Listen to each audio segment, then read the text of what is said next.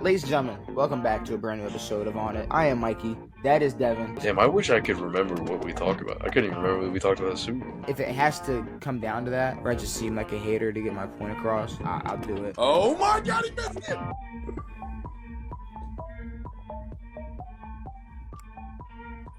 Hella carbonation, Devin.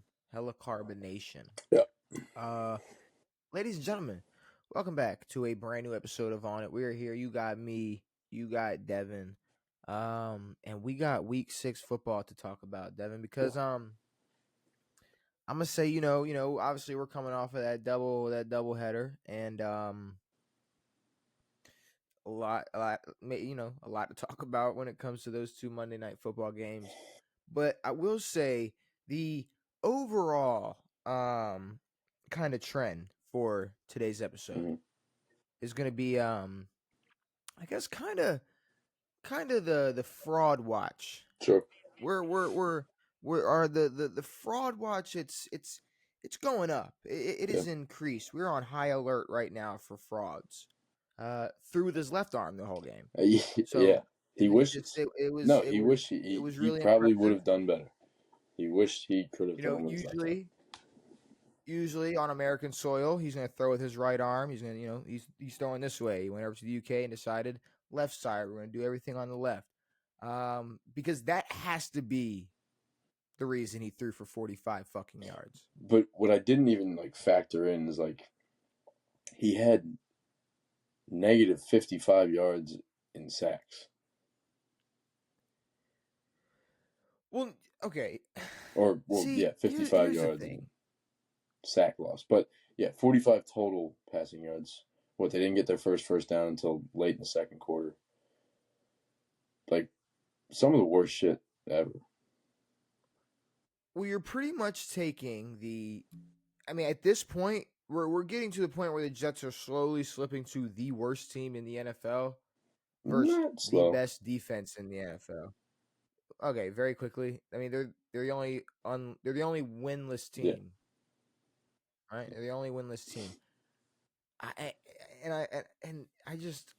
Denver has the best defense in the NFL. There's no way they don't. There's no way they don't have the best fucking defense in the NFL because Justin Fields, we talked about this a couple episodes ago, is he the problem? How long does he have? I don't think he's obviously not gonna improve this team at all, but it's the Jets. You can't put this on Justin Fields. Maybe what they have one more win, 2 more wins.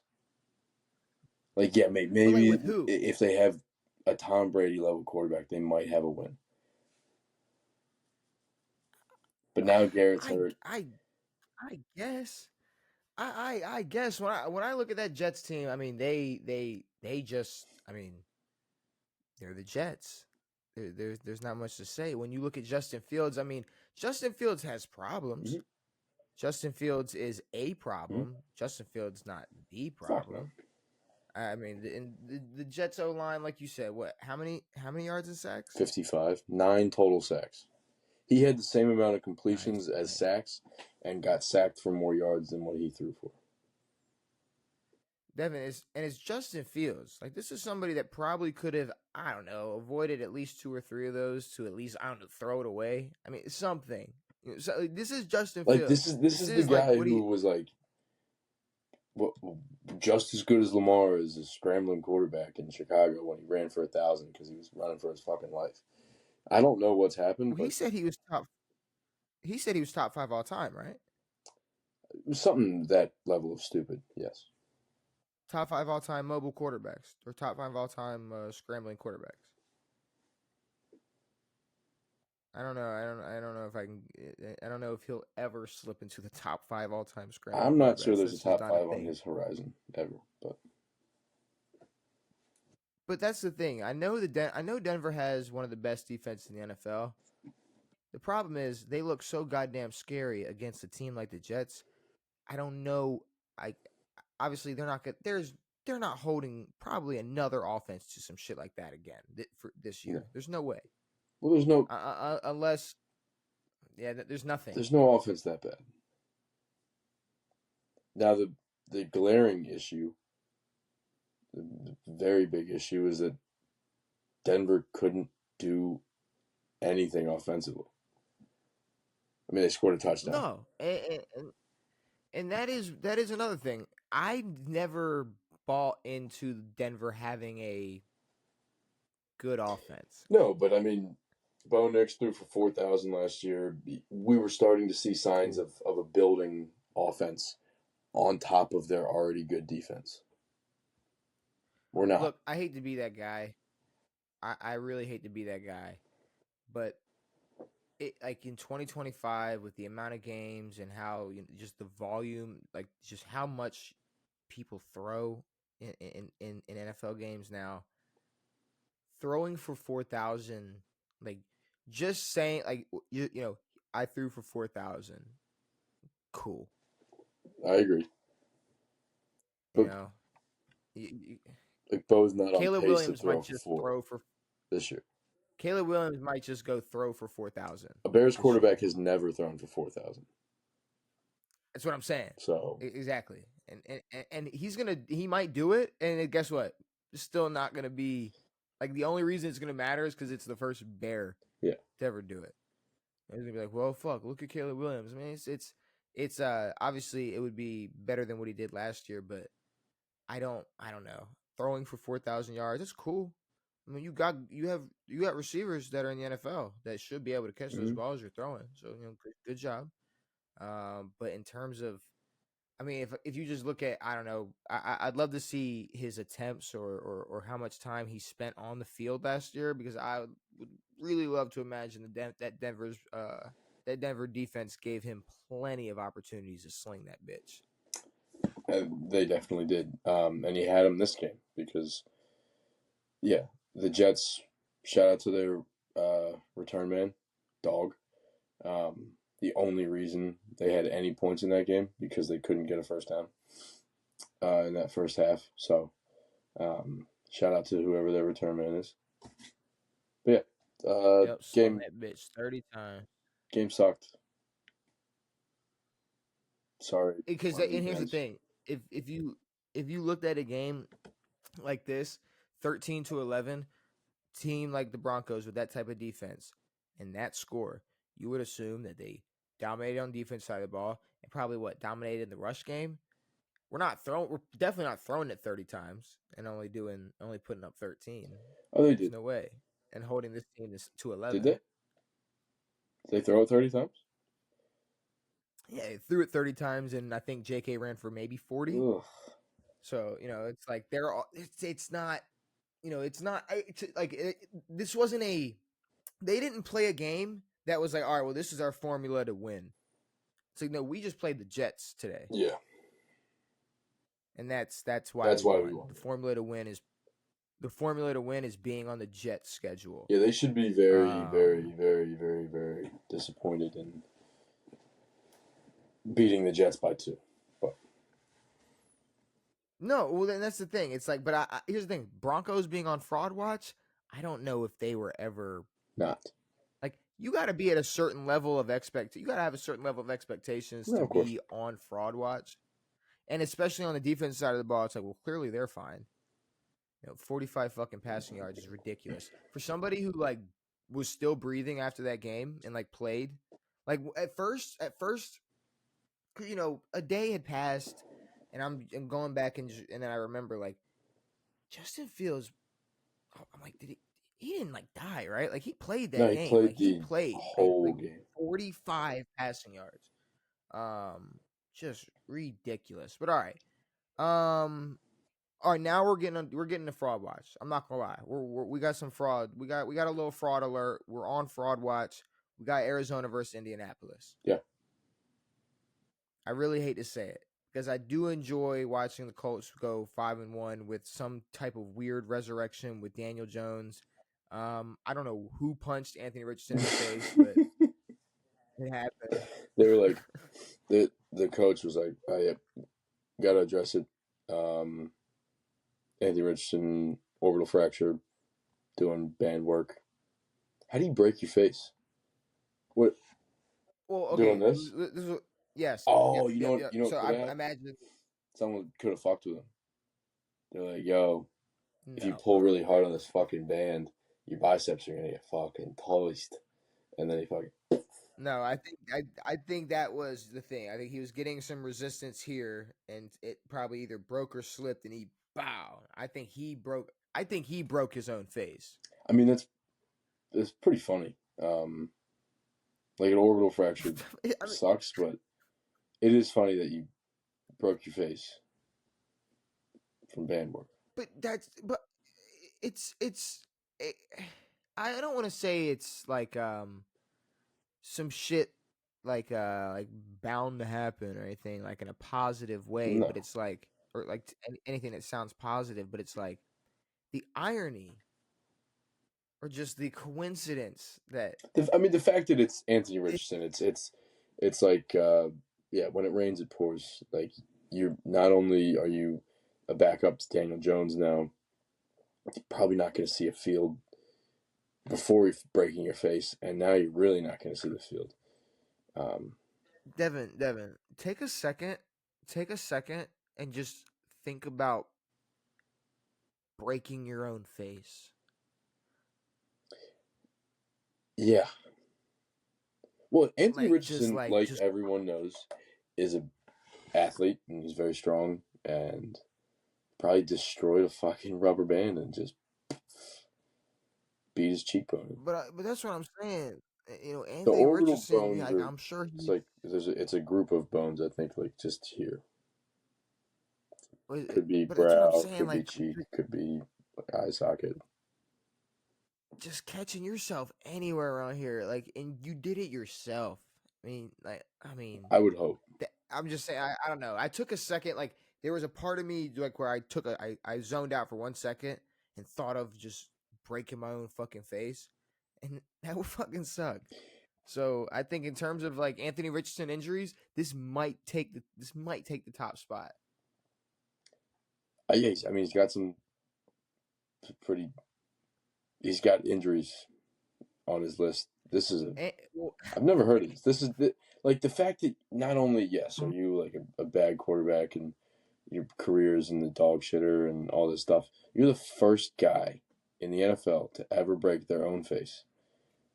That sucks. yeah, and it's like he's probably the first player who you could make like a tier list with his injuries or like rank them because of how many and how like obscure they are or just like how Sure. just like the amount I mean, like I just know they had Romo breaking back your in the own day. face. They had like a chart of him broken pinky, broken collarbone, broken fucking ribs. Andrew Luck, Yeah, but Roethlisberger, these are like I broke my face. I'm tired and I'm pulling myself out of the game. my I fucking my shoulder I hurts because I got hit. I broke my finger. Yeah. Now I can't play because I broke my finger. I mean, it's just Anthony Richardson. He's just somebody because it's not like Andrew Luck or anybody else. Like we knew before he even got drafted. Like if we were told that this is how if we talked about his career the way that it's happened, it would have I sounded think like we did. hyperbolic. Like we were no, but I'm saying like it. Like I feel like it's almost like we would have been going too far in terms of like almost just sounding like trying to make too much of a joke. Sure, sure. But in reality, like that is what happened. Yeah, like if You know what I if mean? Like if we were like, no, AR is going to get injured a bunch. When he does play, he might have a few good. He didn't even have good games. He had good throws. no, yes, he had a couple good He completions. had a couple good throws, and then has nothing, like literally nothing. And it's because he's not a quarterback. He's an athlete. No, he is an athlete, but the reason that the Colts are on fraud watch, it's not because Anthony Richardson broke his own face. It's just the fact that you watch that game, and there were a couple times where I thought Indianapolis was just going to break through and just take off with it, and you're playing the Cardinals with Jacoby Brissett, and you let it end with. I mean, I want to say they were inside the 10 on fourth down. Fourth down inside their own 10, and it came down to that. It was what, a 4-point game. I mean, that's you give up 27 points to the Jacoby Brissett led Cardinals. Yeah. Well, I mean, I don't like it. Yeah, defensively it looks rough. The other thing is, it's like on paper the Cardinals weren't supposed to be this bad. They've ended up playing this bad, which makes it a really fucking bad look for Kyler.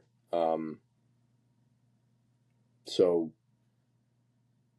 yeah, I mean, Kyler,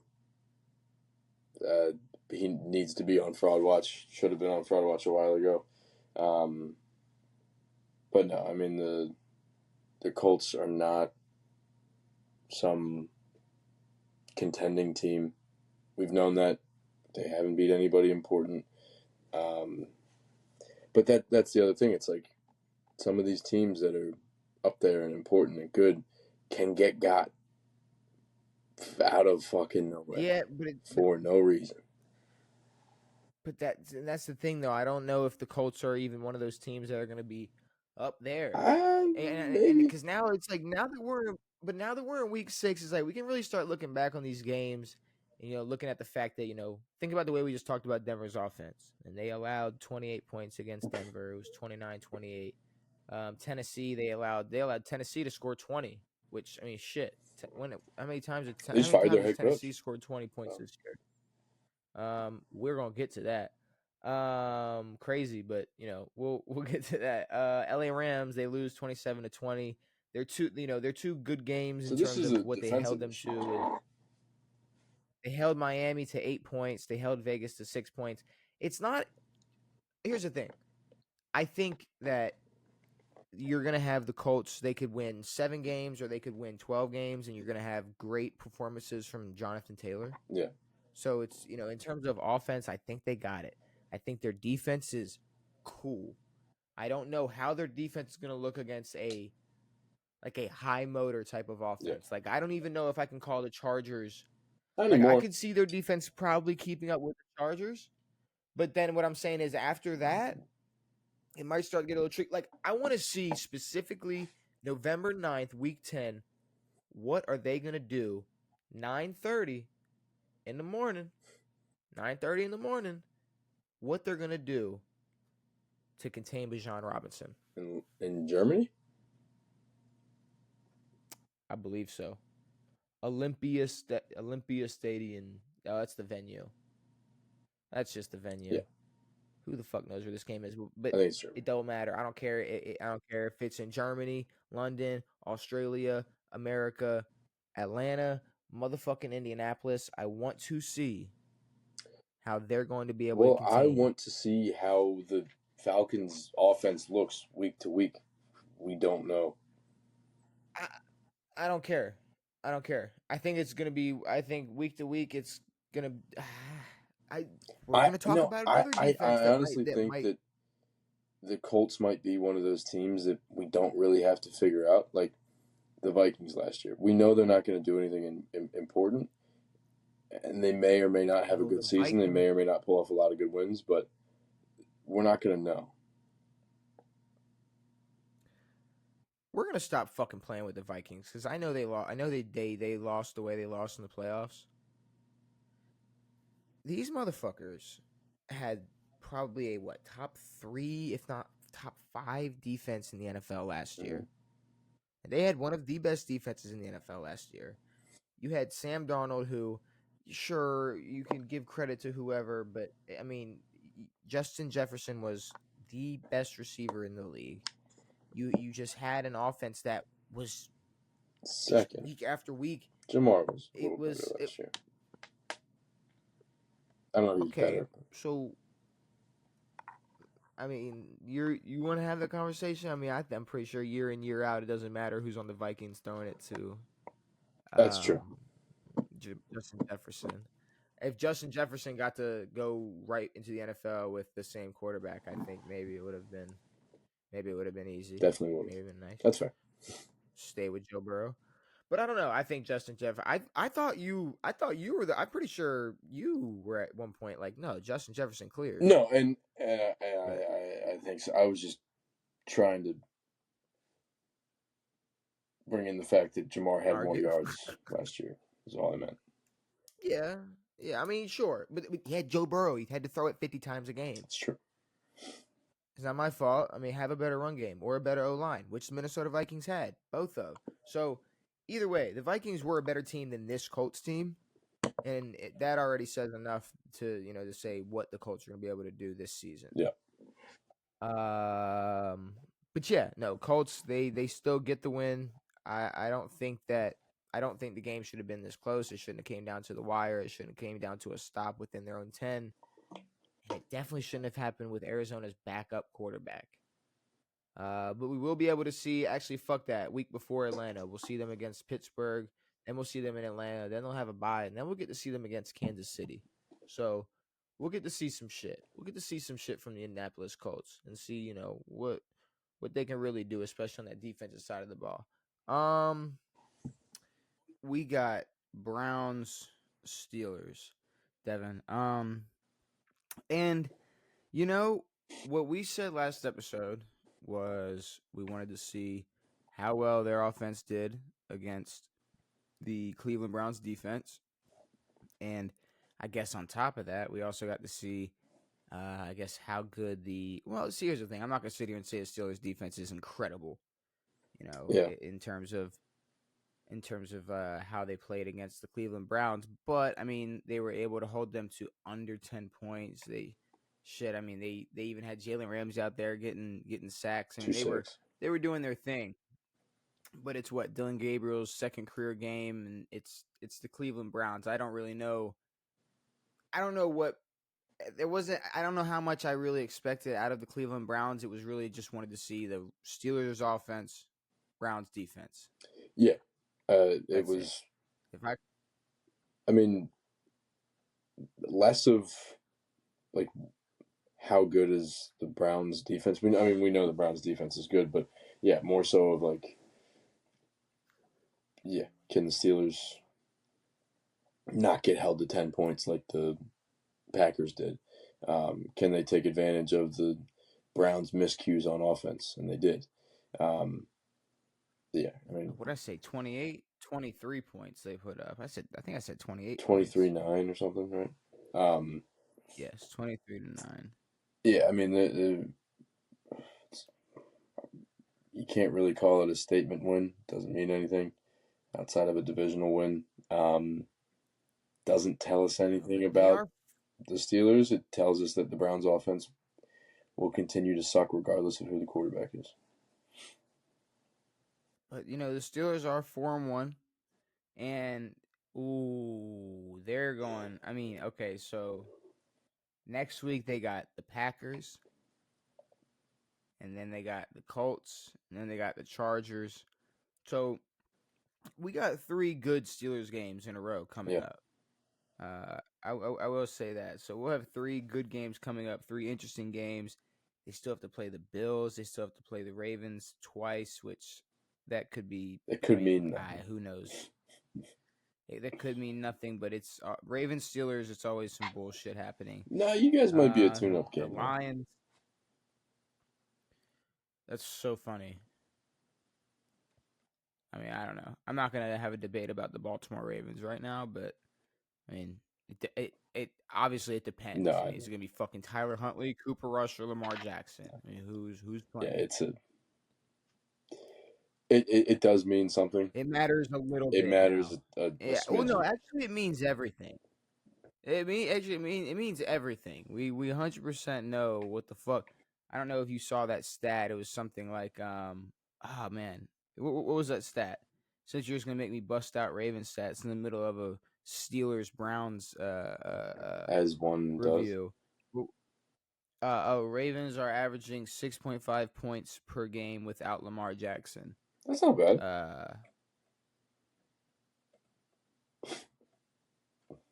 he was averaging 37 a game. They're averaging 6.5 a game without Lamar Jackson. But it's a completely different offense. Sure. Yeah, no, it's a completely different offense. Yeah, it's a completely different offense for every offense that doesn't have their starting fucking quarterback. I'm getting a little tired of that conversation. No, I mean, like, all the guys on the offensive side of the ball are essentially the same. Like the injury level on the offensive side of the ball outside of Lamar isn't as bad as the defensive side of the ball. By any means. You said in terms of injury? Who's injured on offense? Lamar. I mean, Lamar? I mean, that's what I'm really. I mean, I guess Patrick Ricard hasn't. But been no, back. I mean, what I'm saying is that Cooper Rush and Tyler Huntley are playing with the same offense that Lamar was playing with. Yes. Averaging. Yeah. Well, has that not been made clear that like it's very obvious how much better the offense is when Lamar Jackson's on the field compared to Cooper Rush or Tyler Huntley? I believe it was clear prior, but now it's like as crystal as can crystal get. Way too clear. Like beyond clear at this point. I mean, like give the MVP trophy back clear. Like there's no way you thought it could be this bad clear. That is bad. No, like here's the thing, like Jake Browning has done more with the Bengals. Yeah. Like and that's the problem. His job got taken by Joe. His job. Dude, at this point, anybody on the Ravens could get their team taken by Joe. Whoever we have right now, we could bring Joe in right now. Play quarterback. I mean that was fuck it. Why not? Yeah. The problem is there's no reason not to. You guys would fall in love again. And yeah, you guys would sign him to another 6-year, $120 million deal. We'd fall asleep. He would not do jack shit for this Baltimore Ravens team. He would be getting sacked 80 times. I mean, there's nothing he'd be able to do. He would not do anything for us. Cleveland, Pittsburgh wins. Great for them, cool for them, 4-1. But we still got to see, like I said, Green Bay, Colts, Chargers. Those three, we'll see how they're looking then. Dallas versus Carolina. That's not funny. Why are you laughing? No, it's hilarious. What are you laughing for? What do you do? What do you do if you're Dallas? Fire Schottenheimer. No, I'm. You sure about that? I'm joking. No. What do you do if you're Dallas? I don't know. Take this one on the chin because you deserve it. But I mean, they've taken the loss against the Bears now. Shut up. The Bears. No, the Bears are. No, dude, the Bears are the best team in football.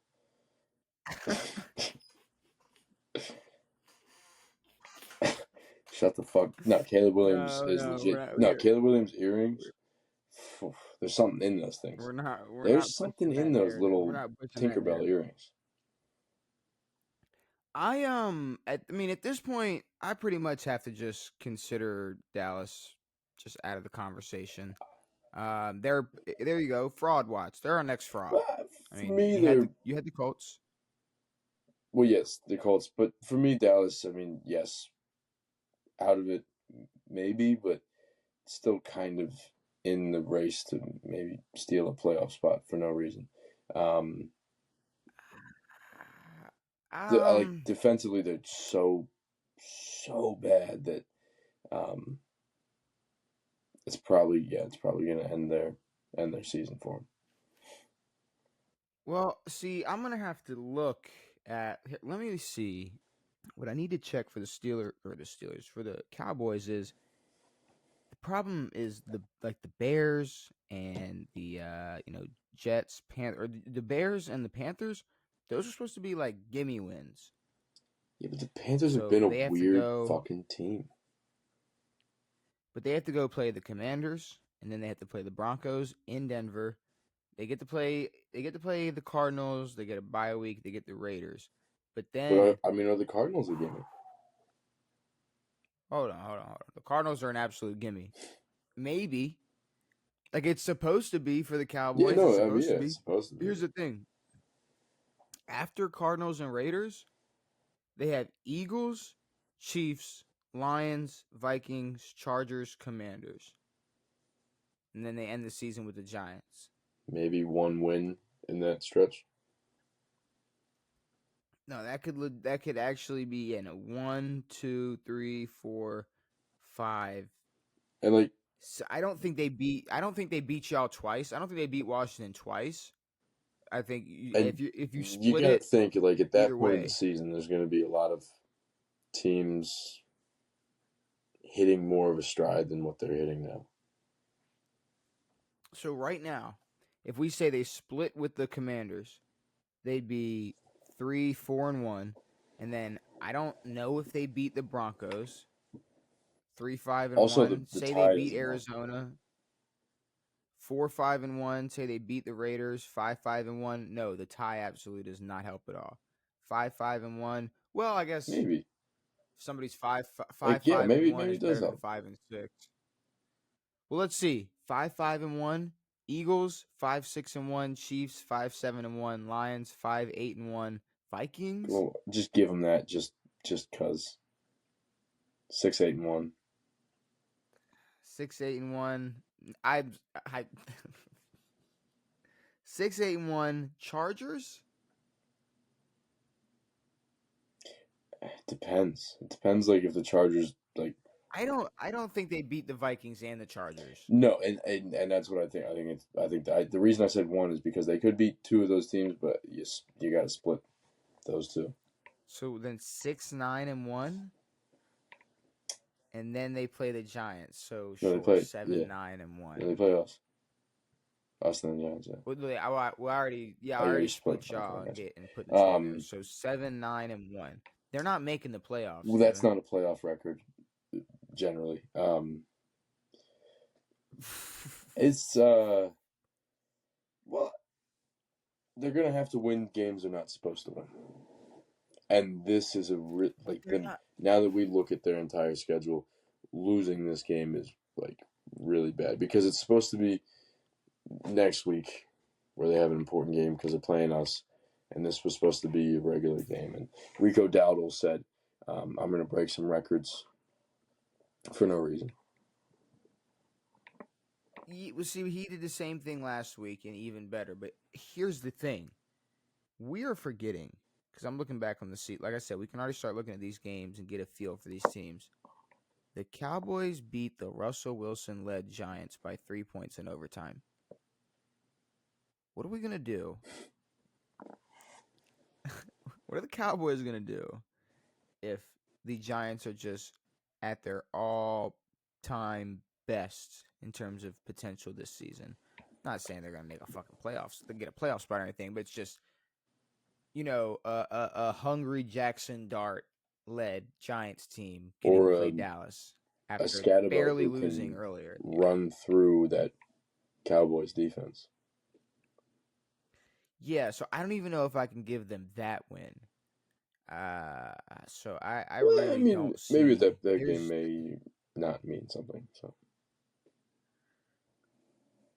Well, it's gonna mean something for somebody. The last game of the season. If it's the Giants, if it's the Giants, you're playing your rookies because you're playing your rookies. They need to play. If it's the Cowboys, it only matters if they have a chance to make the playoffs. If they don't have a chance to make the playoffs, then I don't really care if they win or not.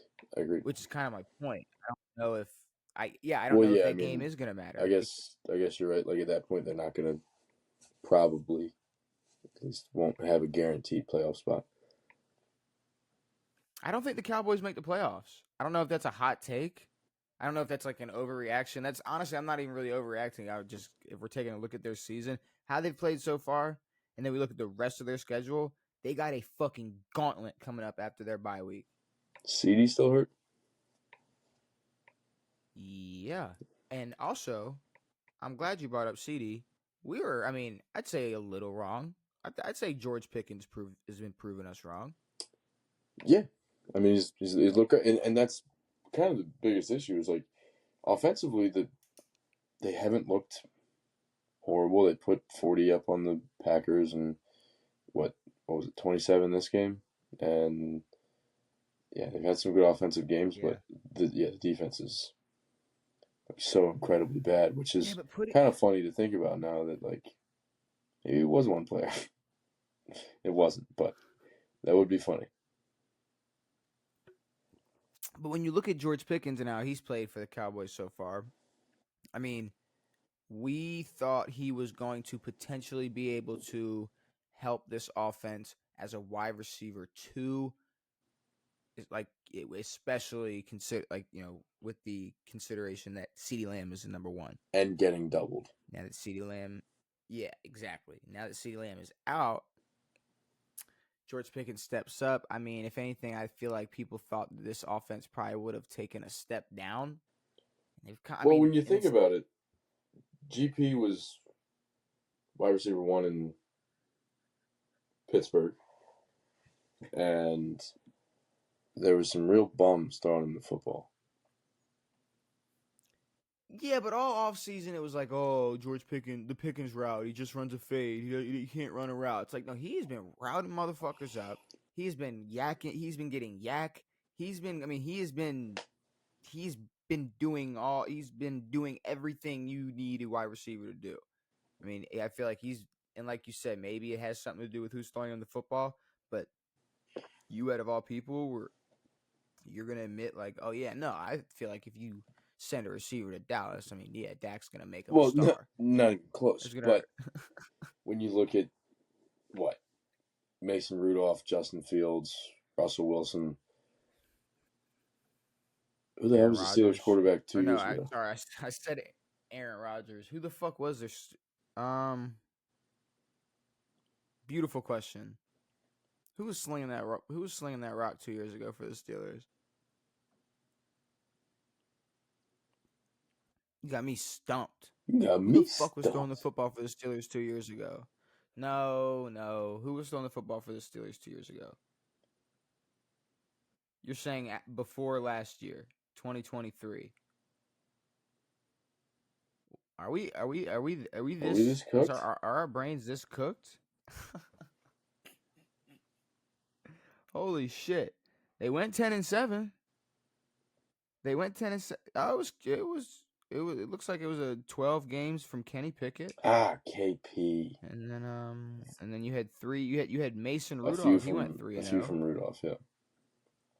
I forgot all about it. I always forget about Kenny Pickett because he hasn't played a football game in 2 years. And then Mitch Trubisky went 0-2.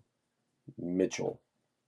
So I guess that's so what you've got all those guys throwing him the football, and then you have yes, Dak is not good, but compared to years prior, he's looked a smidgen better. Just hasn't been good enough. Well, here's the thing: Dak is good. Dak is better than Kenny Pickett, Trubisky, and Mason Rudolph.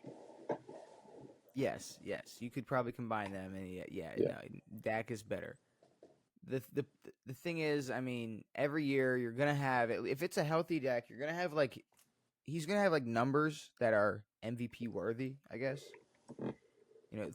Week in, week out, at least he's gonna have that type of stretch where it's like, well, look at Dak Prescott, yeah, and he's gonna put up numbers, but then he's gonna have games like this where he's gonna lose to the fucking Carolina Panthers. So, like I said, you lose to the Bears, you lose to the Panthers. I don't really know how they're going to look at this. Again, I don't think it's that bad that the Cowboys lost to the Bears. You keep saying that, and I really feel like you're trying to cushion your loss, and, maybe that's why, but no, this is a legitimate take. Bears, Bears are...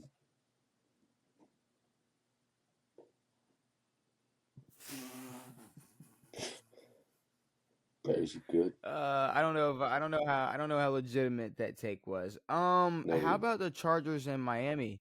We're talking fraud watch today. We're on fraud watch. It's full fraud alert.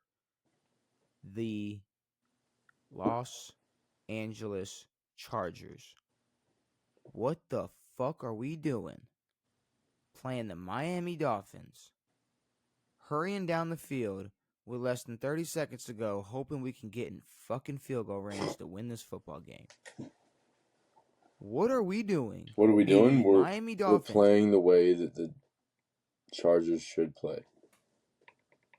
Mind you, I'm pretty sure I want to say Tua threw 3 picks. Oh my god! Did he throw 3 interceptions that game? I want to say so. I could be tripping. I'm not gonna lie. I could be tripping, but I'm pretty sure. If I'm not mistaken, let's go down. Let's find it. Where's Miami at? There we go. I want to say that Can we pull the game up? Can we at No. Miami? No, we can't pull the game. Oh, cool. Okay. So let me just go to the NFL scores. That's fine. That's perfect. I'll just scroll down a little bit. Yes. Okay. So we had Tua, who threw for 205 yards, 1 touchdown, and the magic number 3 interceptions. 3 interceptions. Nice.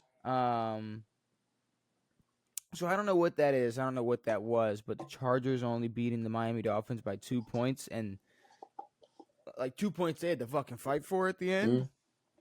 I don't like it at all. I don't like it at all. You got Miami, you got Dallas, you got Indianapolis, but in terms of not Miami, you had the Chargers. But in terms of like hope or expectations, I mean the Chargers started the season high. They kicked it off like at a high, where they kicked the season off beating the Chiefs. People were going, oh, here we go. Even me, I said the AFC West is wide open. Now, well, and it's so bad because maybe it was Matt Ryan who said it or somebody. I don't like I listen to Matt Ryan, but he's like, well, Broncos defense, man, they're so good that you got to look out for them. I think they're the favorites in the West, and it's going to be the Chiefs again. But the Chargers are a severe disappointment, just because we're getting to a point where we're here to expect something different, and we're not getting it. We're kind of waiting for that Herbert breakthrough consistency. I mean, this isn't good. Like, this isn't good. What This are they, isn't good. 4-2? I'm sorry to cut you off, but I'm looking at this. They're 4-2, but they just came off a 2-game losing streak, and this is the win. I mean, this should have been the win that you fucking put 40 on their head. We just lost to the Giants. We just lost to Washington 27-10. We just got our ass kicked. Which now we get to go to Miami. Like I'm surprised they scored 10 points against us. Shut the fuck up. These motherfuckers lost to the Giants 27-10. They lose to Washington. And then you look at these other games. I mean, okay, they beat Denver by 3. They beat Vegas. Great. They beat Kansas City week 1, which Kansas City has only gotten better every single fucking week. Yeah. Like, I mean, so I really don't like the Chargers right now. No, I really don't. They're a flip-flop away from being like a really bad team. I think, like you said, I think that they are going to slowly turn back into the normal Chargers we've been accustomed to, and I don't know. I mean, I think they do make the playoffs. Their schedule isn't that hard moving forward. I know, but they're. I mean, what are we looking at? They're so prone to losing really stupid football games. They have, as are a lot of teams this year, apparently. So if we pull up, where's the I don't want the Dolphins. I want the Chargers schedule. Wait, you're telling me the Dolphins don't have a chance of making the playoffs? Oh, the joy in my heart for Tua to not be a starting quarterback anymore. I mean, you don't even understand what that would do for me. If I got to watch like somebody else throw the football for the Miami Dolphins who's not named Tua. Yeah. Perfect. Skylar Thompson. Absolutely perfect world. Not Skylar Thompson. Definitely not Skylar Thompson. What about? But I mean, the Chargers have the Colts. They're back. What's up? Who? Quinn Ewers. Sure. Why not? Fuck it. Throw him out there. See what he can do. You have the Colts. They have the Vikings. Then they get to play Tennessee. They have Pittsburgh. We'll see what happens with them versus Jacksonville. They get a bye week. They get to play Vegas. I'd say their toughest stretch would be right here. They play Kansas City, Dallas, Houston, and Denver. That's not the craziest schedule. No, but that's not the craziest schedule. Like the fact that we looked at them fairly highly to start the season and it's probably on us. That's probably our fault. Maybe the Chargers just aren't built to. Yeah, no, I think we gassed them up. We jumped the gun on how bad the Chiefs could possibly be this year, or here's the thing. Just hope. We thought the Chiefs would come in, I guess, hotter than they did. So the Chargers beating them, we went, oh, look at that. They beat the Chiefs.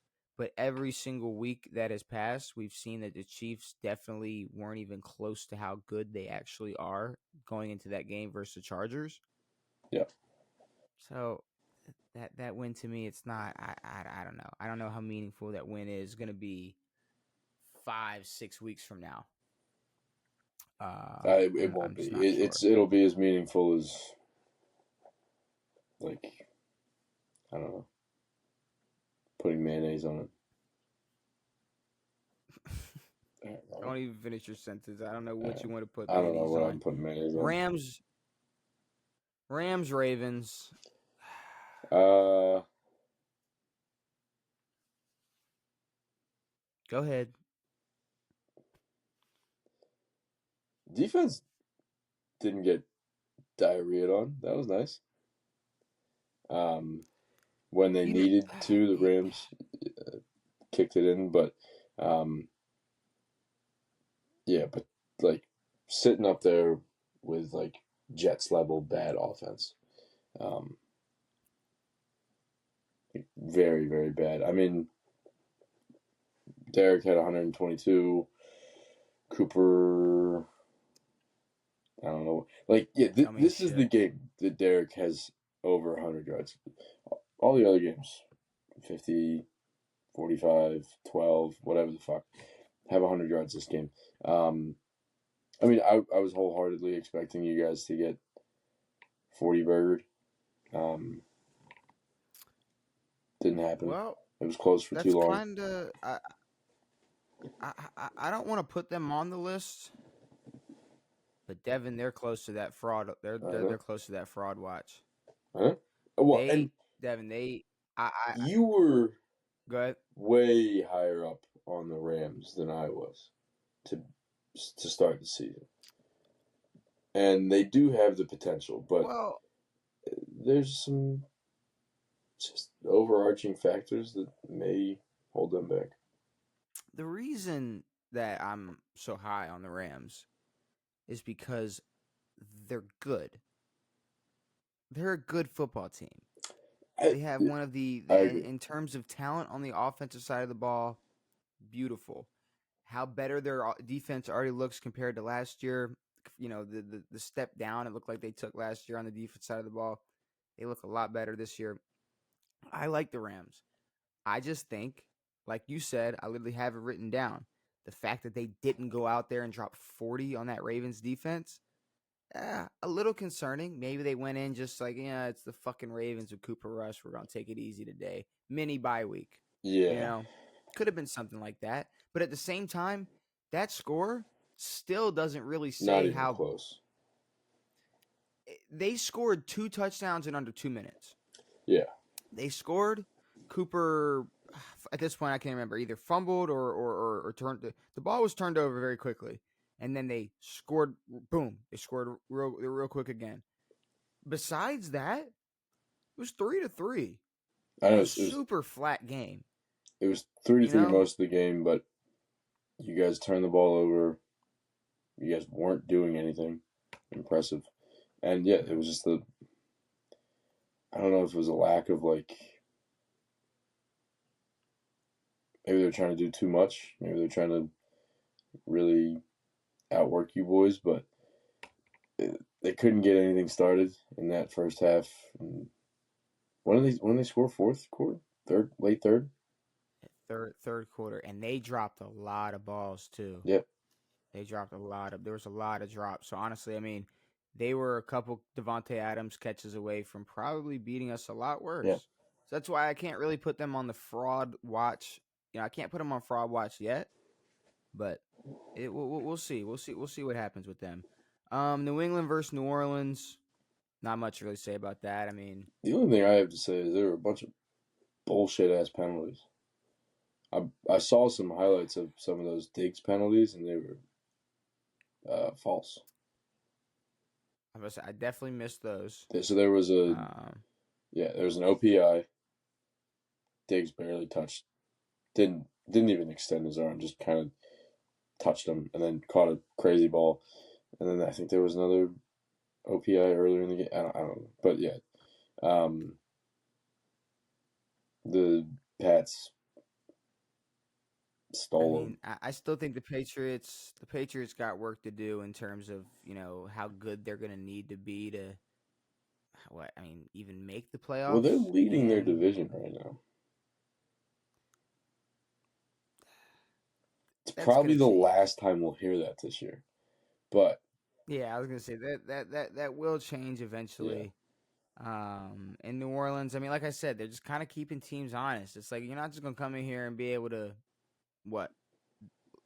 be like the Rams and come in lead 3-3 at halftime, or not lead, be tied 3-3 at halftime. It's like we're gonna make you work for it at least. The Saints have they've done a good job of telling teams that they're not the Jets. Yes, while still being pretty bad.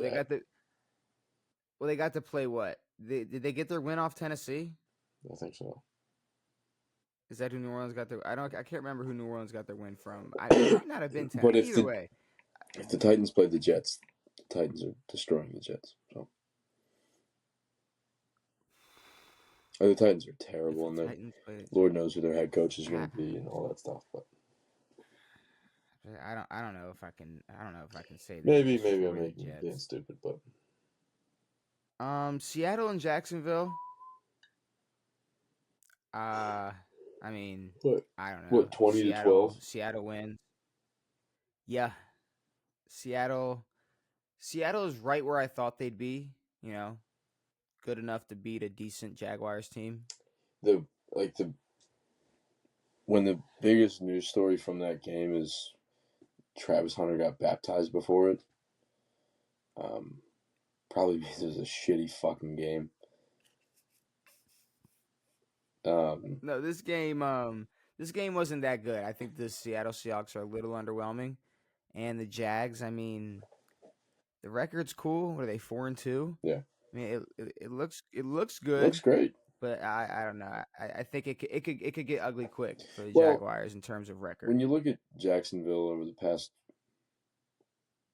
I mean, all the years Trev's been there, and especially last year and the year before, it's like they've had decent starts to the season. I think it was 2 years ago when the Texans won the division. The first time. Like the Jags just completely collapsed halfway through the season, which led the Colts and the Texans to have a battle or whatever. But whatever this 4-2 is, it doesn't mean as much as people think it should. No, it does not. Tennessee versus Vegas. So Geno, I mean, all right, Geno's not that good. Obviously, he's just not. I mean, he's good enough to beat the Raiders. He's good enough to beat Tennessee. I think it's like this is a team where there's no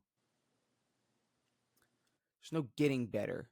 Like this team's not going to be good until they move on from Geno Smith and find their new guy at quarterback and see what they can do. They still got young pieces. They still got Gentry and Brock Bowers on the offensive side of the ball, so they'll obviously be able to build around that eventually. But I really feel like they gotta swiftly just move on from Geno after this season. We're gonna pay you out. Yeah, we'll Russell Wilson you, but you gotta go, bro. This ain't it. Like the fact that they thought that this was a good idea. Like, yes, what Gino was doing was fine.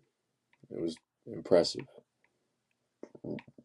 Total career resurgence. But, yeah, like to sign him as like, oh, we're starting and this is a new era of Raiders football.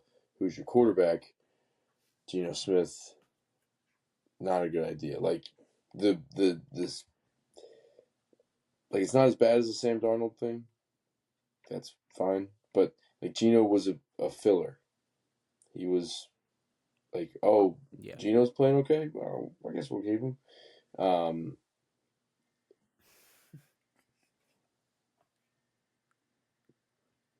Was it that? I mean, you said that the reason I looked, there was a storm warning going off on a TV in another part.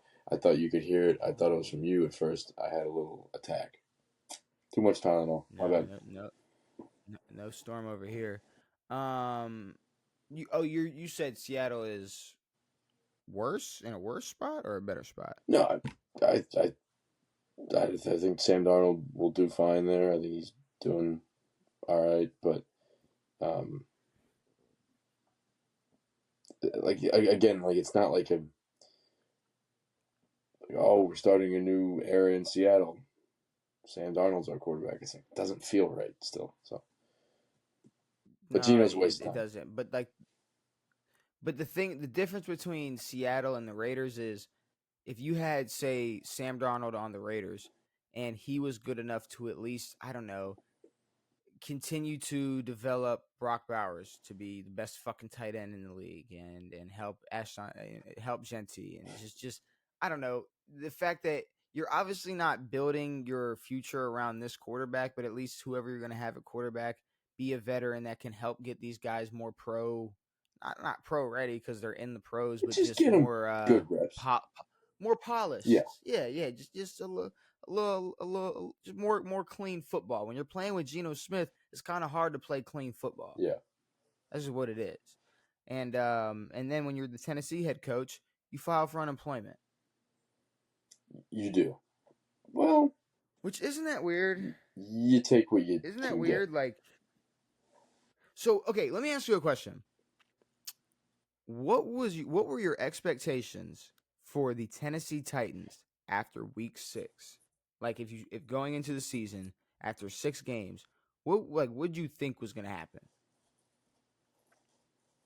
Nothing good.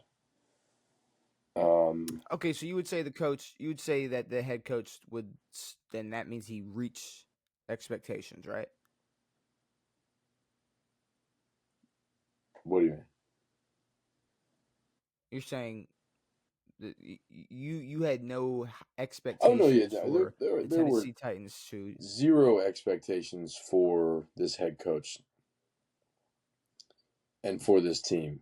And I think the Titans would be incredibly delusional to fire this man for performance reasons. The reason I think he was fired is probably because they wanted to fire him before the season started. They found out true, like this isn't like they just have an excuse to fire him and they fire him. Well, no, I think he went 1-5 and they fired him. But I fire think if you fucking look at Aaron Glenn. If you no, Devin, what do you think John Harbaugh's expectations were this season? Oh, I guess you. I see where you're coming from now. Super Bowl win.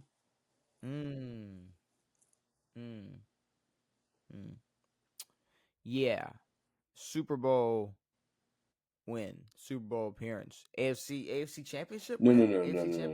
You guys were Super Bowl favorites, which means the expectation is not a Super Bowl appearance, but a Super Bowl win. And then if you're like a Super Bowl favorite, you'd think like your quarterback goes out with a hammy for a week, a couple weeks, you could keep your head above water, maybe. Try. Yeah, and maybe because of that, maybe the reason for keeping your head above water would be the phenomenal job your coach could do. Sure. With your star player being out. But instead, you fall to 1-5, fall very, very, very, very, very, very, very short, you know, of expectations, and you get to keep your job. You do get to keep You your get to job. keep your Yes. job. You get to keep your job. I don't get it. I really don't get it anymore.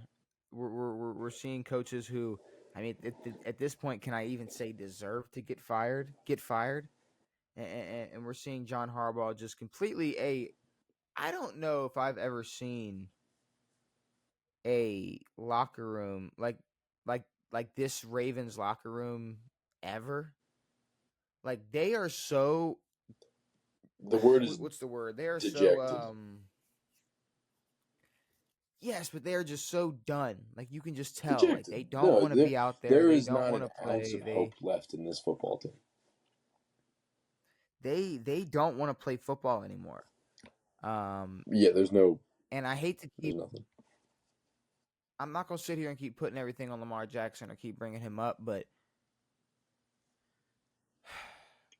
when you give up, when you watch your franchise quarterback give up on the team or the game or the season, it's kind of hard to keep anybody else in check. Oh yeah. Like imagine what any locker room that Tom Brady was in if Tom Brady gave up. Yeah. If Patrick Mahomes said, "Fuck it, I got enough Super Bowls. I don't care. I'm fine.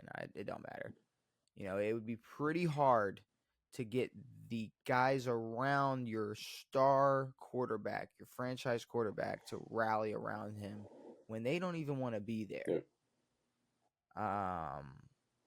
And I'm not gonna lie, maybe part of me hopes I'm wrong, and that Lamar Jackson at least comes back and tries. I mean, I don't expect much out of that Ravens team from as a whole, but I don't I don't know. I don't know. I don't see at this point what Lamar's gonna come back and everybody's gonna be like, oh fuck. Let's try. Now, Like I mean that defense is still gonna be that defense. That offensive line is still gonna be that offensive line. yeah, like maybe this is against, and it probably is, but like say you guys lose one more game. Yeah, what you guys have a bye week next week. Mm-hmm. So you lose the game after that, and you're 1-6. Do you play Lamar? Do you call it quits? Do you? I don't know. Obviously you still have a chance to make the playoffs. It's probably about as slim as it can possibly get. But do you think there will be a point in the season where Lamar is just may either sits himself out or gets sat out or whatever, shut down as they would say? Is there a point of his contract that he's gonna give back while sitting out? I mean, like he's getting paid regardless. Like, would it matter? You guys aren't making the playoffs. No, I'm saying. So how much money? How much money is Lamar making this year? Probably about 55. So yeah, I don't care if we're 1-10. He's playing. The fuck are we talking about right now? What if he tears his What are ACL we and doing? have next year? Now what? Boo hoo. That's football. Don't play at MetLife. You'll be fine. I don't know what to tell you, Devin. It's what are we talking about? In what world are we sitting here? Well, even if he comes back healthy, he might as well just sit out. Who the fuck does that? When has that ever been a thing? And why are we all of a sudden making that a thing for Lamar Jackson? Because he's good. It's not a thing. It's not a thing. I guarantee you.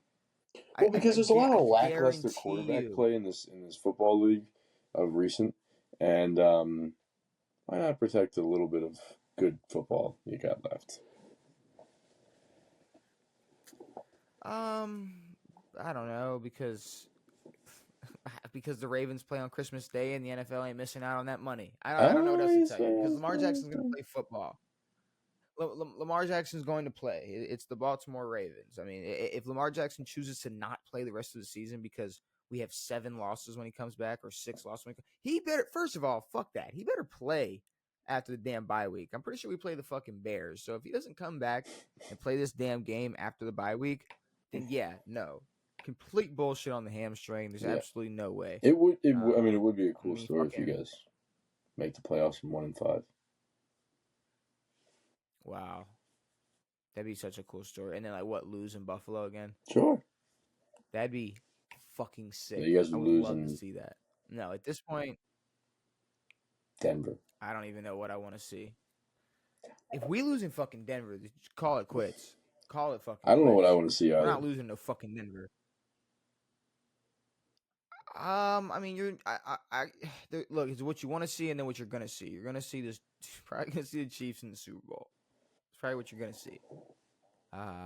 Obviously, yeah, I'd love to see the Ravens make some type of miracle run when Lamar returns. But here's the problem: nobody else is returning. Like that team you see, that Ravens team you see, like that's our team. That's actually our team. I don't know if you noticed, but those guys are actually like a part of the Ravens football team. So they're gonna play with Lamar Jackson in 2 Sundays. That's for now. I mean, pretty much the rest of the season. No, I mean, like, it could get worse. It could get worse. It could. It definitely could get worse, Devin. All right. Anyways, Cincinnati versus Green Bay. I mean, there you go. Look at Joe Flacco out there. Just, you know what's great about Joe Flacco?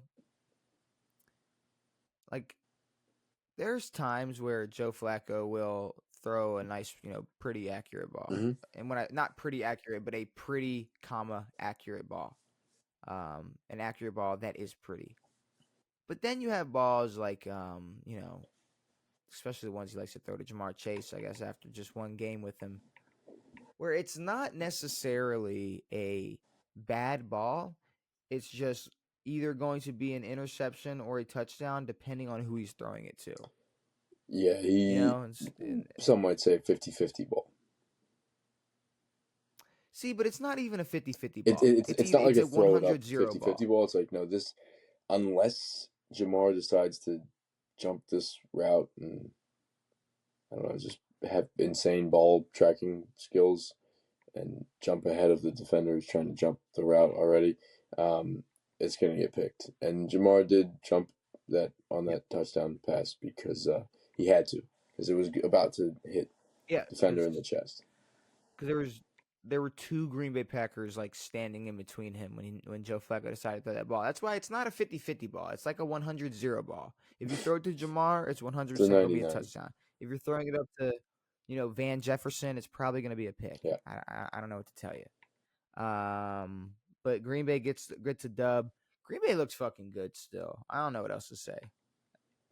Green Bay looks nice. Fine. We still have to remember how bad the Bengals offense is. How bad sure. Well, more so how bad their defense is. But no, Green Bay is. They're not going anywhere. They're here to stay. They're going to be a playoff team. They're going to be a problem in the playoffs. It's just there are times when that offense struggles.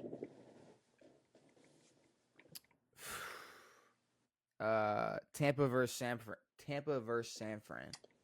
There's a lot of talk about Mr. Mayfield.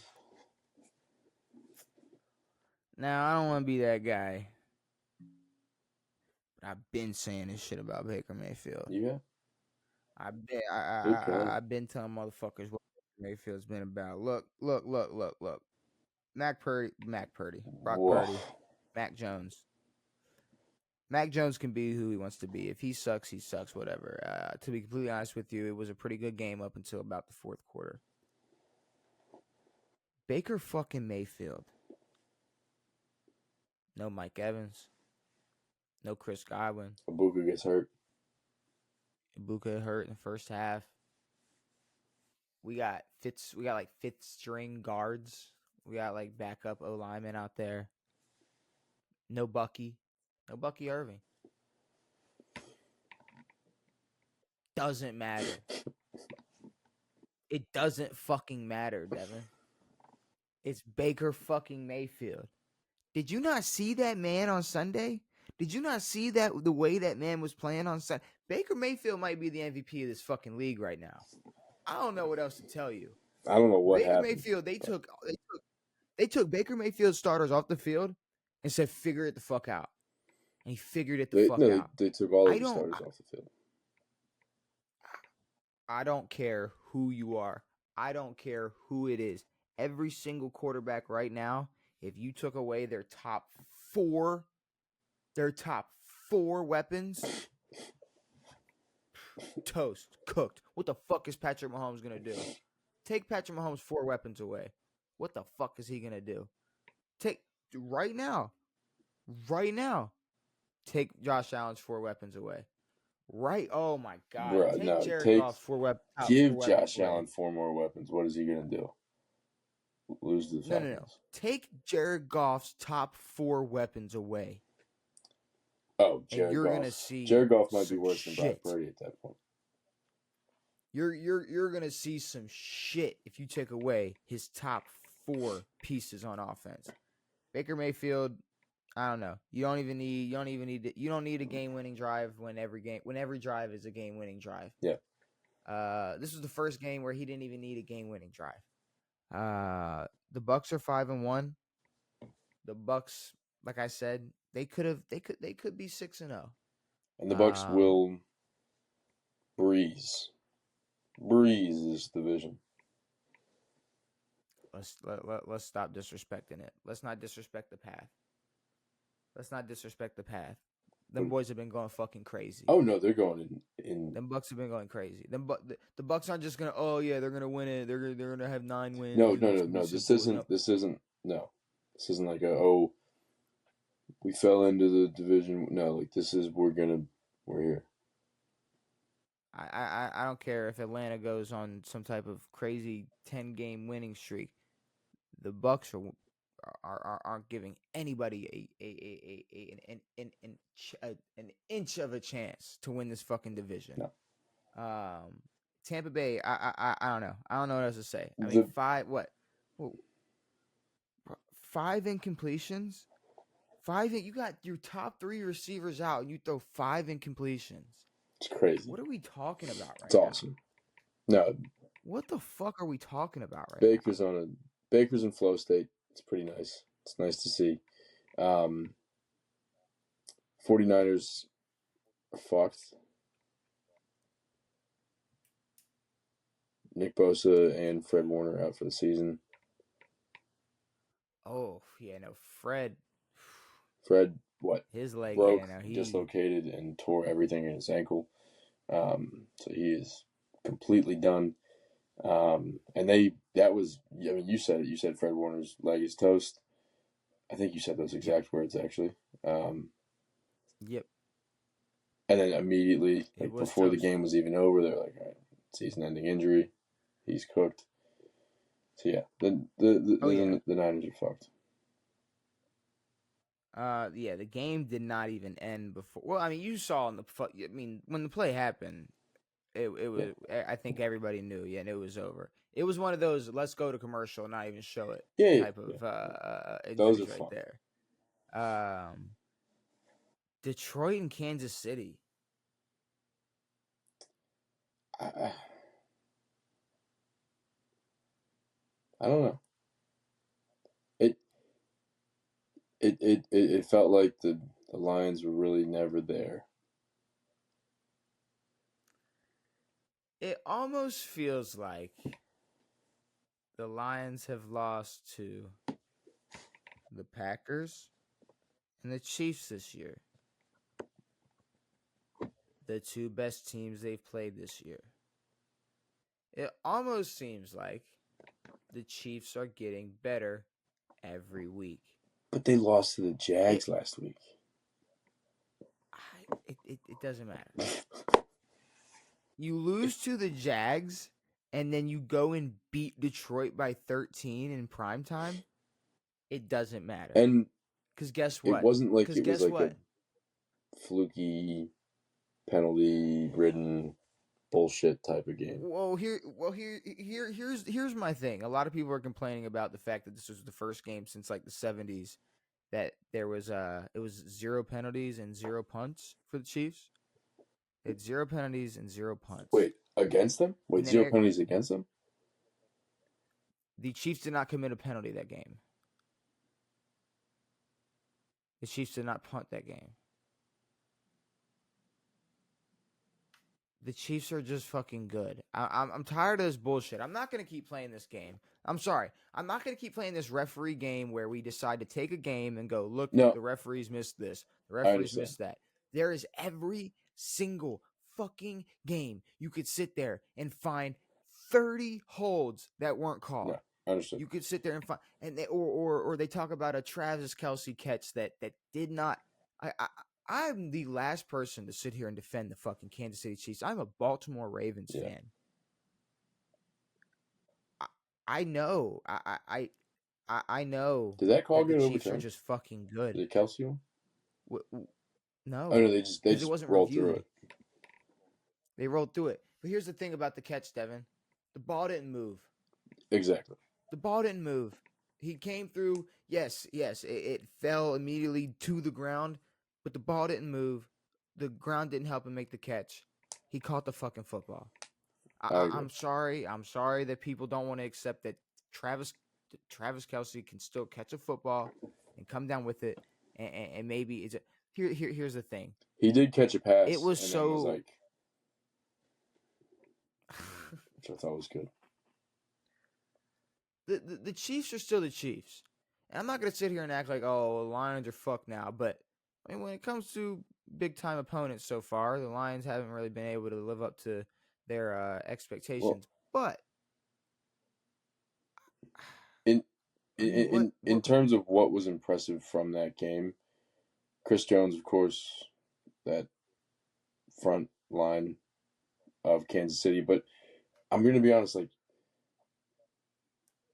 one of the only times in recent football where I don't know, Mahomes looked like he had to work for it again a little bit.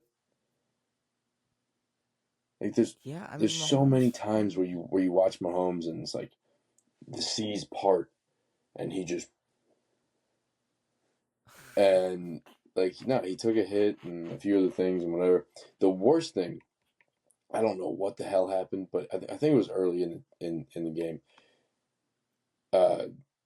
Fucking Kelce catches a little one right in the chest and then hits the slowest juke on two linebackers, just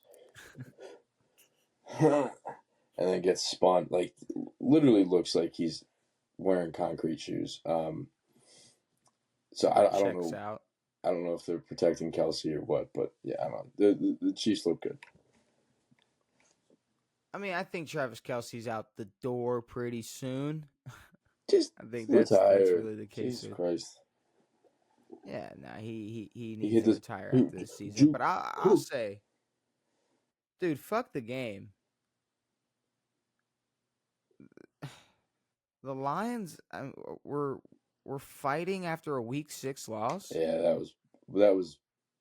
What, Deion Branch? Brian Branch punches fucking Brian Branch punches Juju Smith-Schuster. I mean, shit. Juju was leaking. Was he? Oh yeah, blood running down his shit. I mean, Juju got busted up. Well, I was talking to someone during the game. I was like, I haven't really heard shit from Juju in years. It's kind of impressive. Mm-hmm. And then, I mean, I guess Mahomes tried to shake Brandon Branch's hand, and then Juju went up. He walked up to Juju, and Juju put his hand out, and then he just mushed his face, which. Well, and then they take clips like this is why this happened. And no, there's like no this Mahomes is why. Scores and then turns around, and Mahomes flexes, and Brian Branch is there. It's like, okay, yeah, no. So Mahomes scored. He's allowed to celebrate. That's what happened. He was doing and then they're like, Juju Smith-Schuster, with 3 minutes left, Juju Smith-Schuster threw an illegal blindside block to Brian Branch. So no, he didn't. He actually threw like a textbook legal block, which was.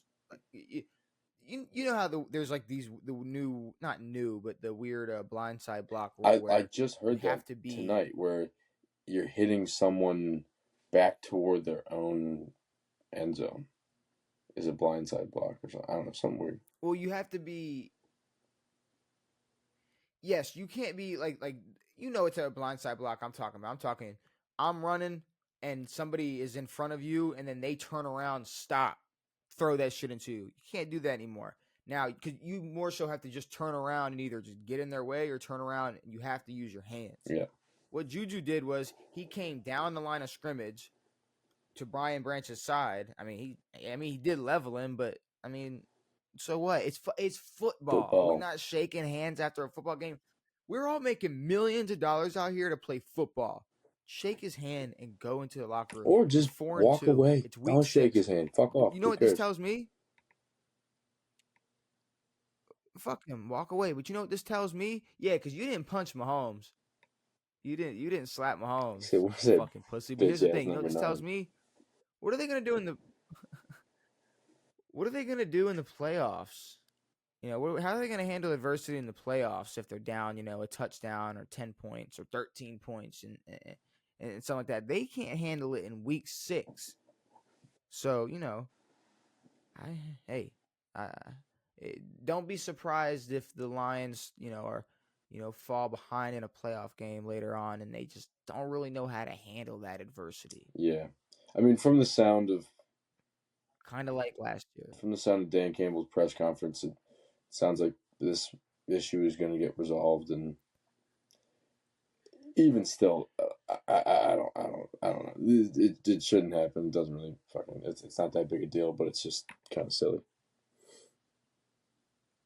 Yeah. So here's the thing: they're not like gonna send Brian Branch to therapy. They are no.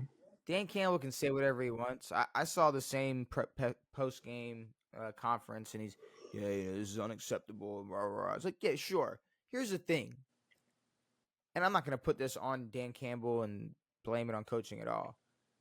But when you've made it very clear how you operate, like how things operate under your control, kind of makes it seem like Brian Branch doesn't really give a fuck. Yeah, exactly. Like unless you're going to suspend him, he's been here. I believe he got did he not get suspended a game? I don't know. I didn't pay attention. Did he not get suspended? I don't want to put that on him, but I want to say that Brian Branch already got suspended a game. That makes sense. If not, I'm thinking about somebody else. Somebody else got suspended. But I mean, there's fights in football. Happens. So it wasn't kind of like not like a cool fight, but yeah, he's suspended one game after starting a scuffle after a week 6 loss. Good job. Shout out to you. Buffalo versus Atlanta.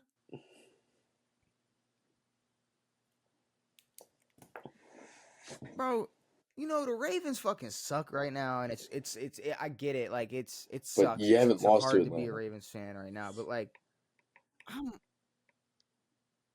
I'm watching Buffalo lose. I'm watching Detroit fucking not even like just becoming emotionally unstable after a regular season loss. I'm seeing all these great things happen around me just to keep my spirits up a little bit. But I see the Buffalo Bills lose to the Atlanta Falcons in primetime, and that shit wasn't even close. No, the game was over. Now, I'm not gonna say it was some type of blowout, but I mean, like, the game was over pretty soon. When did they score that third touchdown? Let's just say they're pretty lucky they didn't score that last touchdown at halftime. I mean, the Falcons had them. Stick your fucking arm out, dude.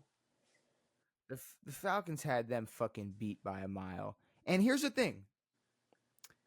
I'm going to maybe give the Bills some grace. Well, at least give the Josh Allen fans some grace. Yes. It's still the Bills' fault. The Bills' defense, Devin. Yes. They have a terrible rush defense. Like when it comes to defending the rush, they're almost as bad as the Ravens. But when it comes to defending the pass, top 2. I mean, I think they're second in they're second best in passing yards per game allowed. It kind of fell apart this game. It kind of failed them. I believe they allowed 158 over 10 catches for Drake London. Dang. And then Bijan not even on, Bijan on the rushing and receiving side just was let loose. Yeah. This is where they kind of got. I mean, it's kind of like last week where the Bills offense. We know that the Bills offense can turn it on. Yeah. We know they can do that. But last week and this week they haven't been able to do that. And it is kind of a problem when you see that they can't even like call on their defense or rely on them for a game or two. I mean, this is literally a game or two where they've kind of just needed the defense to maybe play a little stingier. When you think about the Bills, like they should not have won the first game against y'all. They did because of a Derrick Henry fumble. I'm not calling it a fluke, and yes, they came back and won and all that stuff, but the defense was an obvious issue that game. But it was you guys. And yeah, I mean, what it does, that lack of defense, it takes James Cook out of that. It took James Cook out of this game immediately, essentially. Had no establishment of a run game. And then just I don't think they have enough weapons receiver-wise to combat a team like the Falcons. And then, the Falcons just kind of wasted time and dog walked them. Here's the thing, though. I feel like if we were going into this game last episode, I'd say we thought the Bills had enough in terms of weapons to beat the Atlanta Falcons. And because of that, like I said, when you look at that defense, if there's one thing they can do, it is defend the pass, or play pass coverage well. But that fell apart on top of their rushing defense that is already shit. Just like I said, letting Bijan run loose. I'm just worried there's going to be a week, or like I said, if we're going to worry, nothing fucking matters into the playoffs. So let's be real. You hit a playoff game, maybe the Bills are starting to, maybe they're a little slow on the offensive side of the ball. Are we going to be able to rely on that defense? Are we going to be able to rely on that defense when teams are doubling down on the run game when it comes postseason time? Yeah, not. I'm not where they're at now. Not even close. The Falcons, though, played I don't like the bad news for the Bills was that, yes, the defense was already shaky and the run defense was already shaky, but the Falcons played an almost mistake-free game, and they played like that offense should play, and they fucking put it on them early, and Bijan went nuts, and Drake London fucking was this close from sealing the game 30 minutes in. So, yeah, it's I don't expect that all the time from the Falcons because we haven't seen it consistently, but it's a nice show of affection. And then finally, we got Chicago versus Washington.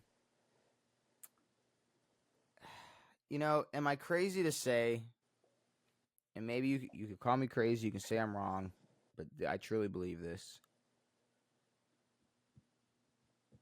You get the snap. You bobble it. Just fall on it. Hold on it. God, hold that bitch.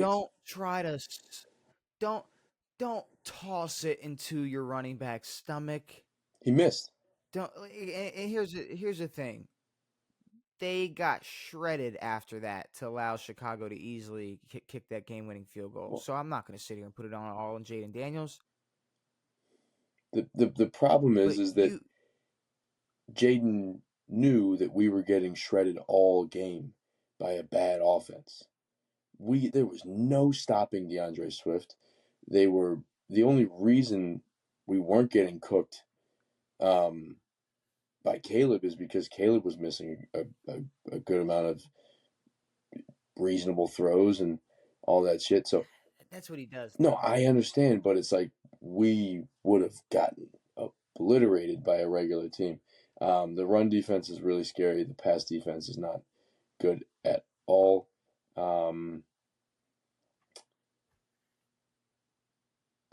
And yes, the Bears aren't great, and like our offense didn't look awesome, but we had 3 kind of stupid turnovers. We had a punch out on Bill early that turned into points, a pick that was pretty stupid. But here's why I can't really put it on your defense. I can't. I can't. I can't either. Washington went down 13-0. Yep. Y'all committed 3 turnovers, the same amount of turnovers y'all committed all season so far. Yep. Nah. With 5. Yeah, 5. Y'all committed 5 all year. They showed the graphic. Oh, was it 3 turnovers? Oh, damn. 3 turnovers. That sucks. 3 and 3, or I don't know. Maybe ESPN got it wrong. Jaden's out there playing basketball. Almost loses another one. He broke out of the pocket, went on a run. He did almost lose another one. Dribbled the ball.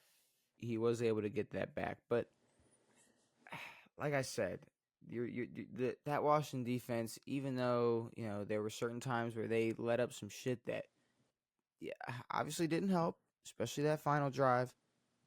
But just fall on that football. Don't take the snap, bobble it, and then try to toss it into your running back's stomach. Like, worst case scenario, what, you punt and then they have to get double exactly what they needed? Like, running backs, like, you can see it in the video. And I've never played ball, but you're expecting the ball in the same spot every time, I'm assuming. You're expecting it to hit you in the chest, and then you collapse on it. Both arms. Well, yeah, you're not expecting them to fucking... No, well, he's like this. He threw it through his arms. Just fucking hold on to the ball. That was a terrible decision. See, that's the thing. He never had full... No, it was... He never had full control of that snap. He just kind of guided it through. And... yes, he should have fell on it. Yeah, like you said, regardless of what happened earlier in that game, we were very much in a position to win that football game, regardless of how bad we looked. But yeah, I mean, there was no. Once we fumbled that, it was over. Like the defense was nothing. Yeah. Like our defense was it's either turnover or that's it. That's all we got. There were so many stops that defense made throughout that game, especially after going down big early. I thought maybe there's a chance. We put up. Yeah, they were up 13-0.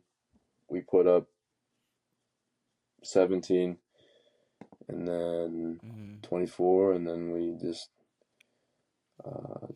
pretty stupid. But Washington lose to the Commanders. I mean, y'all will be all right. Washington lose to the Bears. Washington lost to the Bears. Washington didn't lose to the Commanders. Washington actually won the Commanders' name. We didn't win it. Was that a team vote? No. Was that a public vote? No, if it was, it would have been much different. Ah, okay. All right. Well, those are all the Week 6 games, Devin.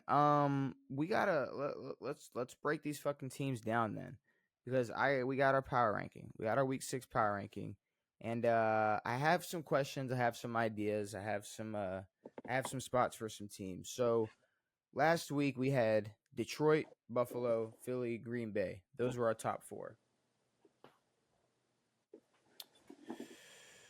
Detroit, Buffalo, Philly, Green Bay. All right. Who deserves to take that number 1 spot in the NFL right now after week 6? After week 6, who deserves to take that number 1 spot? The Eagles didn't play. Yes, they did. They lost to the Giants. Oh. Yeah. Forgot about that. Yeah. to me, out of the 4, Philly is 4 right now. Philly has done nothing but get worse. Yeah. You said Detroit, Buffalo. To be completely honest Philly. with you. Detroit, Buffalo, Green Bay. Detroit, Buffalo, Philly, Green Bay. Yeah.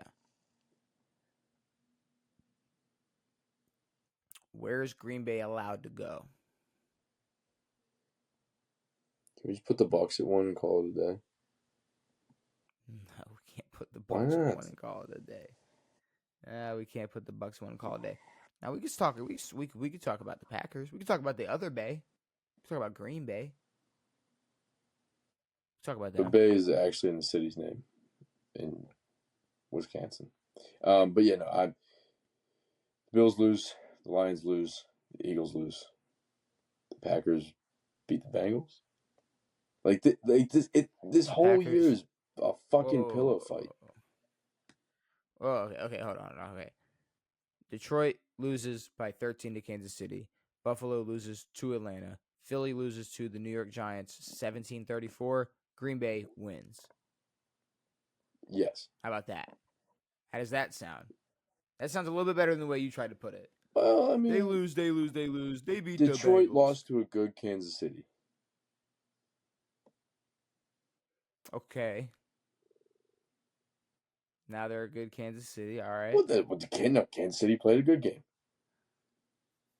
Yes. If you want to put Green Bay 1, you can, but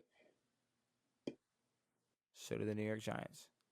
And I'm just saying, like, in terms of where I think they belong right now, and then if we just want to look at everything else, I mean, Green Bay has the tiebreaker with Detroit. They beat Detroit. Perfect. Give me Green Bay 1. Give me Green Bay 1. Give me Detroit 2. I mean, I was gonna let Buffalo jump Detroit, but not after tonight. No. I can't let that happen. I mean, does Philly and Buffalo fall any lower? Does Kansas City and Tampa come up?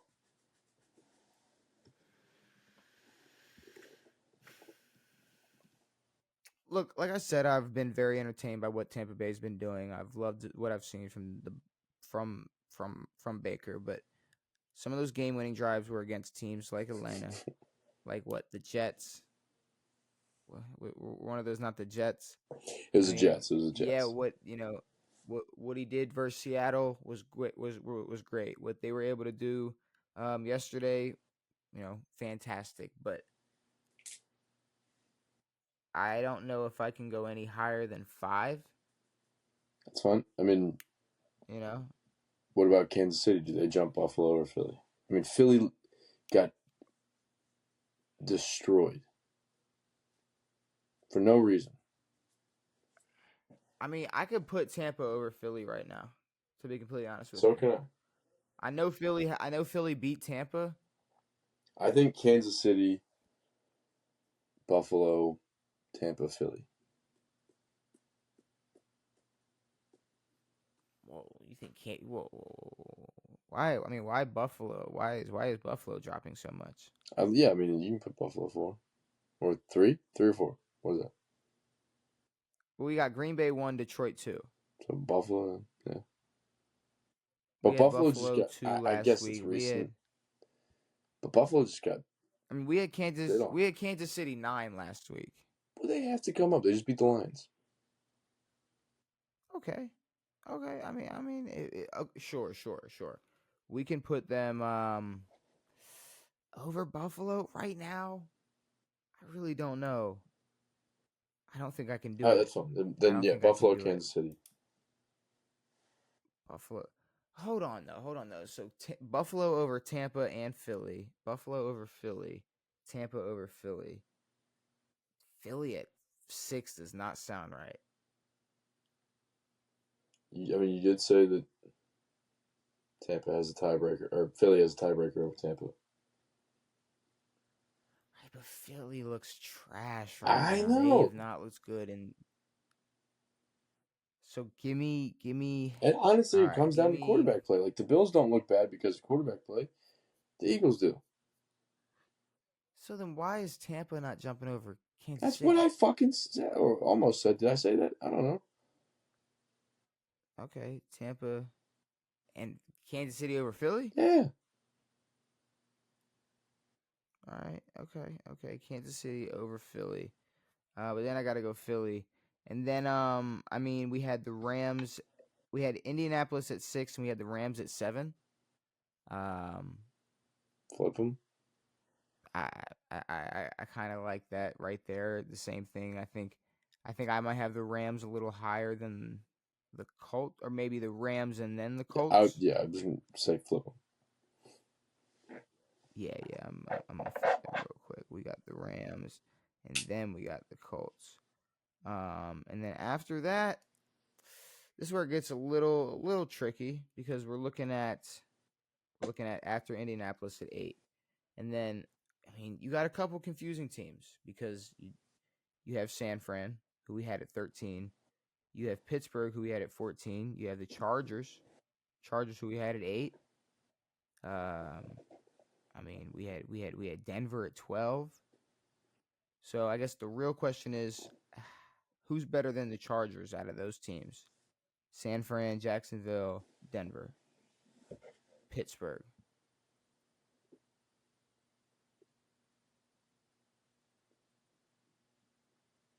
Jacksonville, Pittsburgh, Chargers, Denver, San Fran. Not Denver.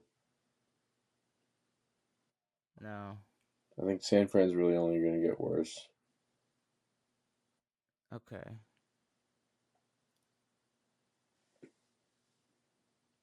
Jacksonville's a tough one. But maybe. Jacksonville, I could almost put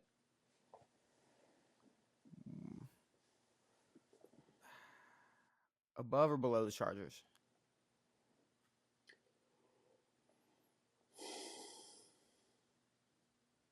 Better than. Better? Yeah. Above? All right, fuck it. Put Jacksonville there. Put Jacksonville over the Chargers. Oh boy. Put Jacksonville over the Chargers. San Fran, Denver. Where's Pittsburgh land? I think they're worse than the Chargers. Okay. I think Pittsburgh's better than San Fran right now. Yeah, I think you can put them over San Fran and Denver. Again, Denver's defense is still good, but offensively, fuck off. All right, Pittsburgh, San Fran, Denver. And then after that, now you got teams like Minnesota, New England, Seattle, Atlanta. You got Atlanta. Atlanta had that big win against Buffalo. Where are they going? And are any of those teams? Or how many of those teams are better than Washington? Right now, a lot of them. I think all of those might be. You think Minnesota, New England, Dallas, the Giants, Seattle, and Atlanta are better than Washington? No. You said way more teams just then than you did earlier. No, I didn't. Minnesota, New England, Dallas, the Giants, Seattle, Atlanta. We're better than the Giants. Better than the Giants. Okay. You sure about that? Shut up. Right now. Shut up. All right. Okay. All right. You're better than the Giants. Better than the Giants. Y'all better than Atlanta right now?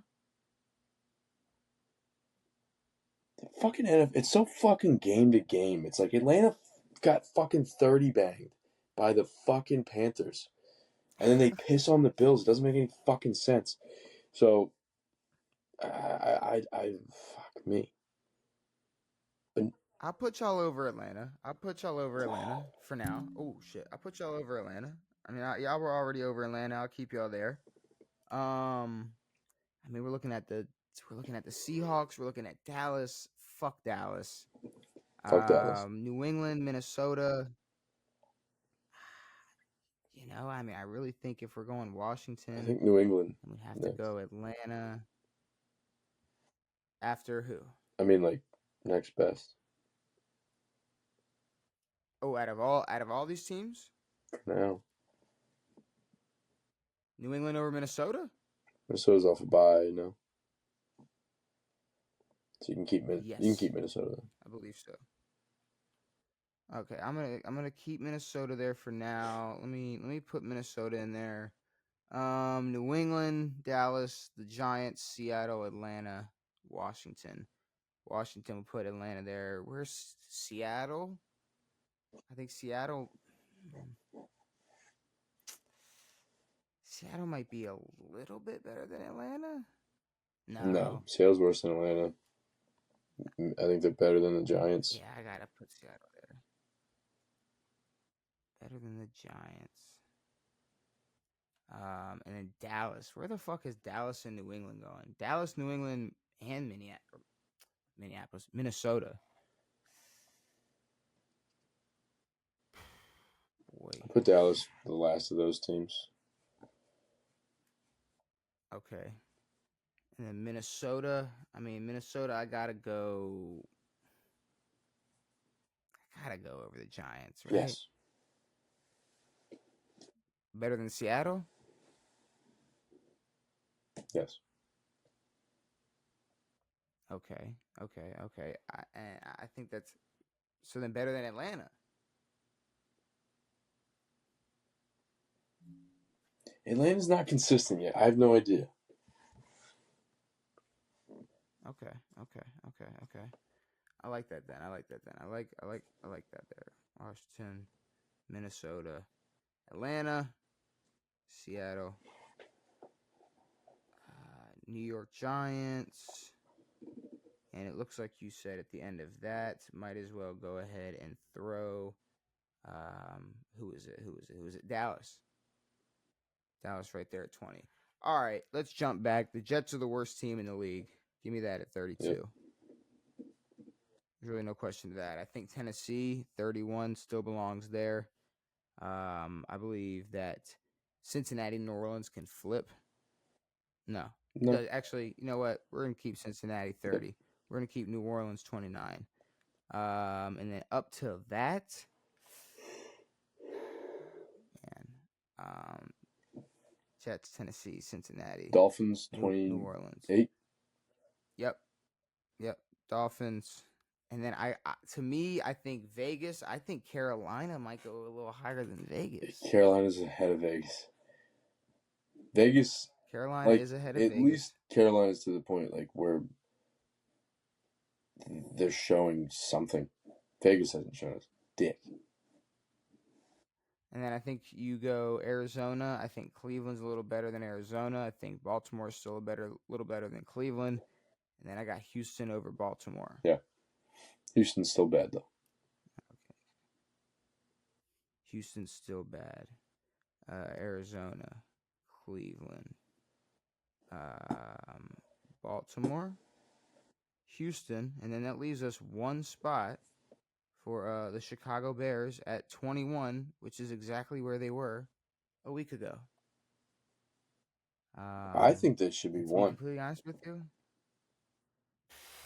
be completely honest with you, I don't know if they had to take some crazy jump. I mean, yeah, they got the win against y'all, but I really, really, really, really, really think y'all win if Jaden Daniels just drops on that ball. No, I mean, yeah, we should have won that football game. At the same time, though, it's like we didn't look great. Chicago looked better. You looked at least they're supposed to, but I still, yeah, I mean, I think,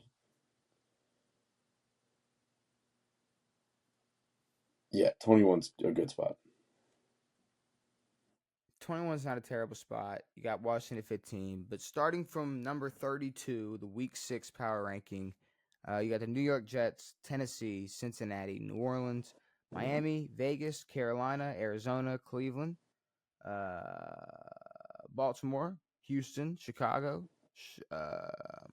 Dallas, New York Giants, Seattle, Atlanta, Minnesota, Washington, Minnesota, Denver, San Fran, Pittsburgh, the Chargers, Jacksonville, Indianapolis, the Rams, Philly, Kansas City, Tampa Bay, Buffalo, Detroit, and Green Bay at number 1. Green Bay at number 1. Who the fuck would have thought? Really, I'm telling you, as of right now. Really a pillow fight. So. As of right now. You gotta give them number 1 right now. All right. Before we get out of here, final thing we need to do. Week 6 awards, MVPs, OPOYs, DPOYs. I got some candidates for MVPs and or OPOYs. Obviously, you got Rico Dowdle. Dowd. You really Fuck struggle it. with that I word. always fuck it. I do.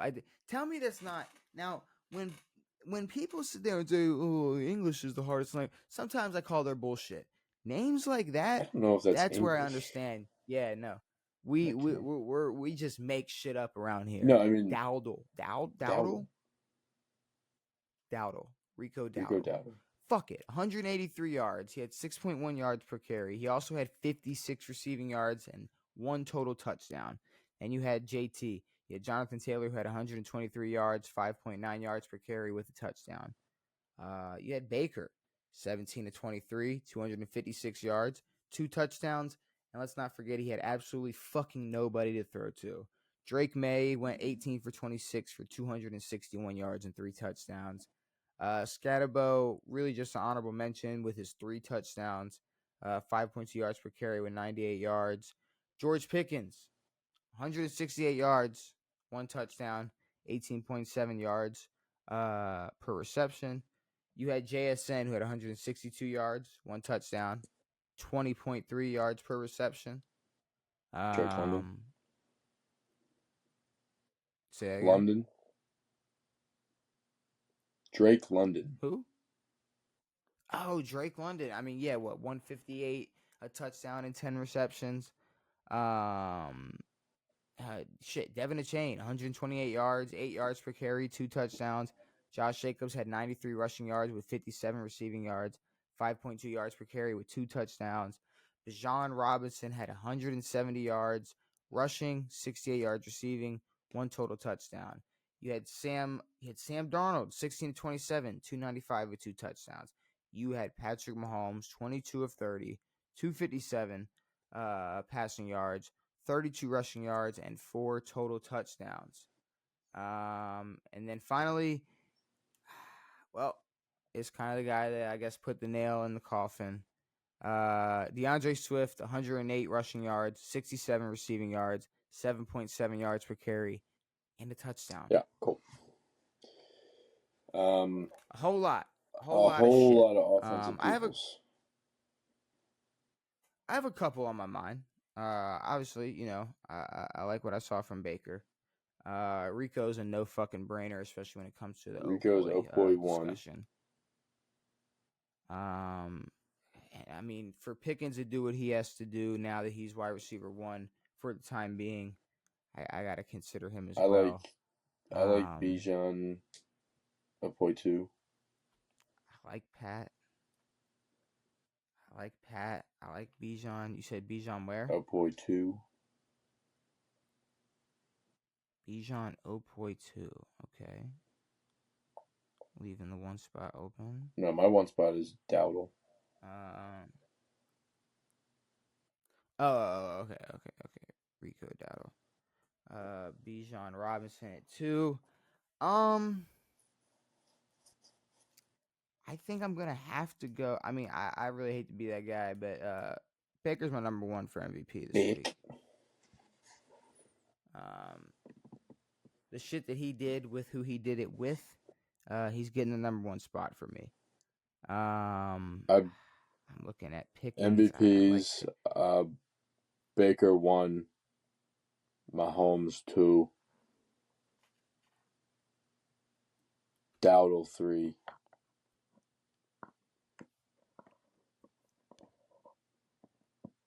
Dowdle 3. Interesting. Just for shits. Interesting. Give me Baker 1. Man. Yeah, I liked what I saw from Pat, man. I did like what I saw. I'm gonna go Pat as well. I like Pat at 2 as well. And then I'm thinking my Opoys. Rico has to be 1. Rico's 1. Rico has to be 1. I have to agree with you that Rico has to be 1. I want Pickens 3. I loved what I saw. Fuck, dude. I might have to agree with you. I mean, I was about to say I liked what I saw from Bijan, and I was sitting there considering that George Pickens shit, and I mean he did his thing. Yeah, I'm gonna agree on the offense side of the ball. For Opoy, give me So yeah, Baker 1, Pat 2. Most valuable. Now? Here's the thing. I think Josh Jacobs was very valuable. Or is very valuable for the Packers. So that's someone that I may be considering. I don't know. Any other quarterbacks? What do you have? Other quarterbacks? Yeah, I mean you had Drake May, 18 for 26, 261 yards and 3 touchdowns. You had who else? You had Sam Darnold, 16 for 27, 295 yards and 2 touchdowns. But I mean, what? That was what? Who did Drake May was playing the Saints? The Jags. And then who else did we have? Yeah, I don't know. Give me Baker 1, give me Pat 2.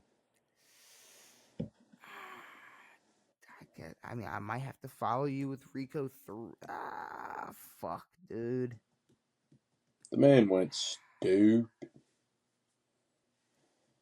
He did. He really did.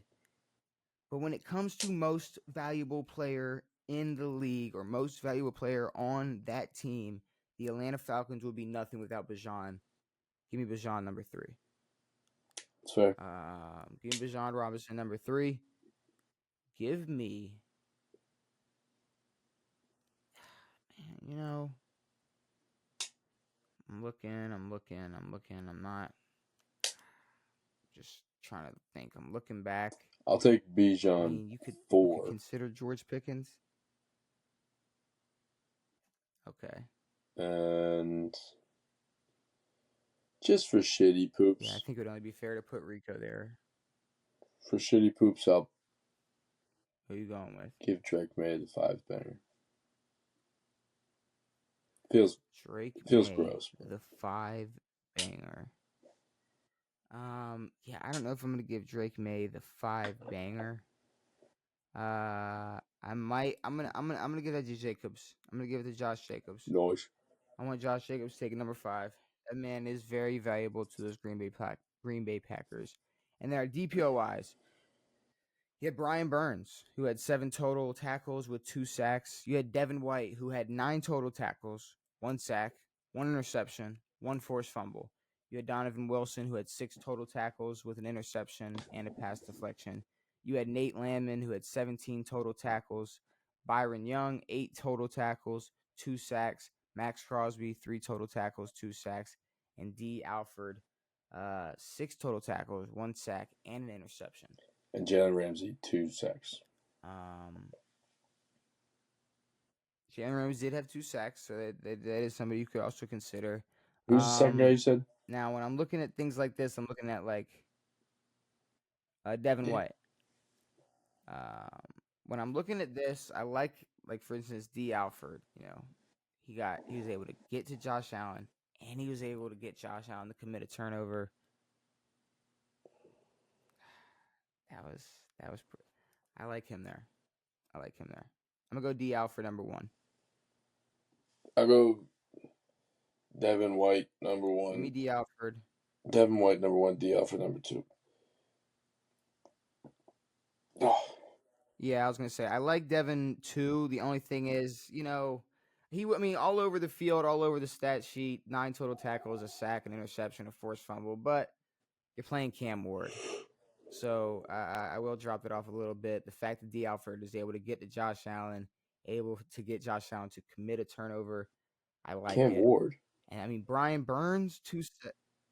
Did I say Cam Ward? Devin White. He's a Buccaneer. Not anymore. No. Devin White's gone. He's a Raiders linebacker.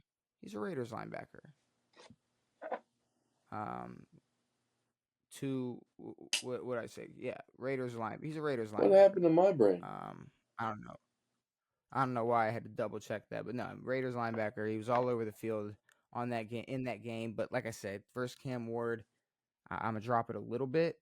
I mean, I'm looking at, yeah, see, maybe Max Crosby, 2 sacks, but he was getting a Cam Ward in that terrible offensive line.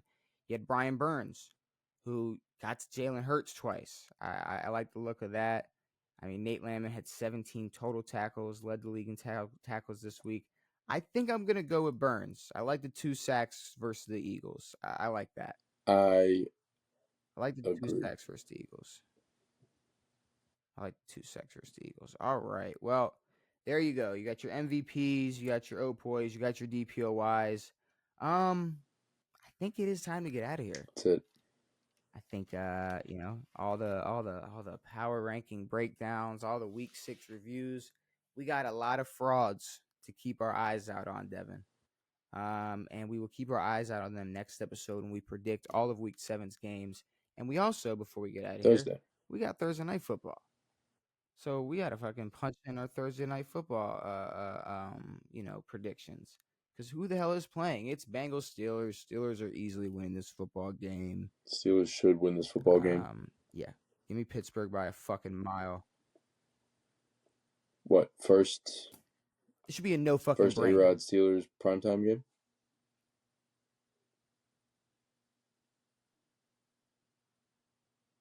Yeah.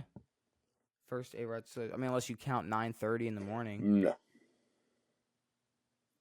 I mean, I guess it was prime time over there. I don't really know what you want to call it. But yes, first prime time 6 game hours, which as a would Steeler, make it Devin.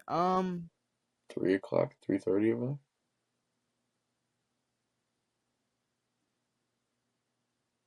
Okay, yeah. I mean, it's the only fucking game. No, I don't know there, how. So, I mean, it's kind of prime time. So, yeah, 3:30. That's fine. You don't have to know how time works, Devin, because it's time to get out of here. Like I said, we talked all of week 6. We will be back to talk about week 7 to discuss how badly the Pittsburgh Steelers defeat the Cincinnati Bengals on Thursday. But yeah, hopefully you enjoyed us discussing all the football that occurred this weekend. And we will be back on Saturday to predict all of week 7. Hopefully you enjoyed this episode. We will be back every Tuesday and Saturday. It has been me. It has been Devin. It has been real. We are out.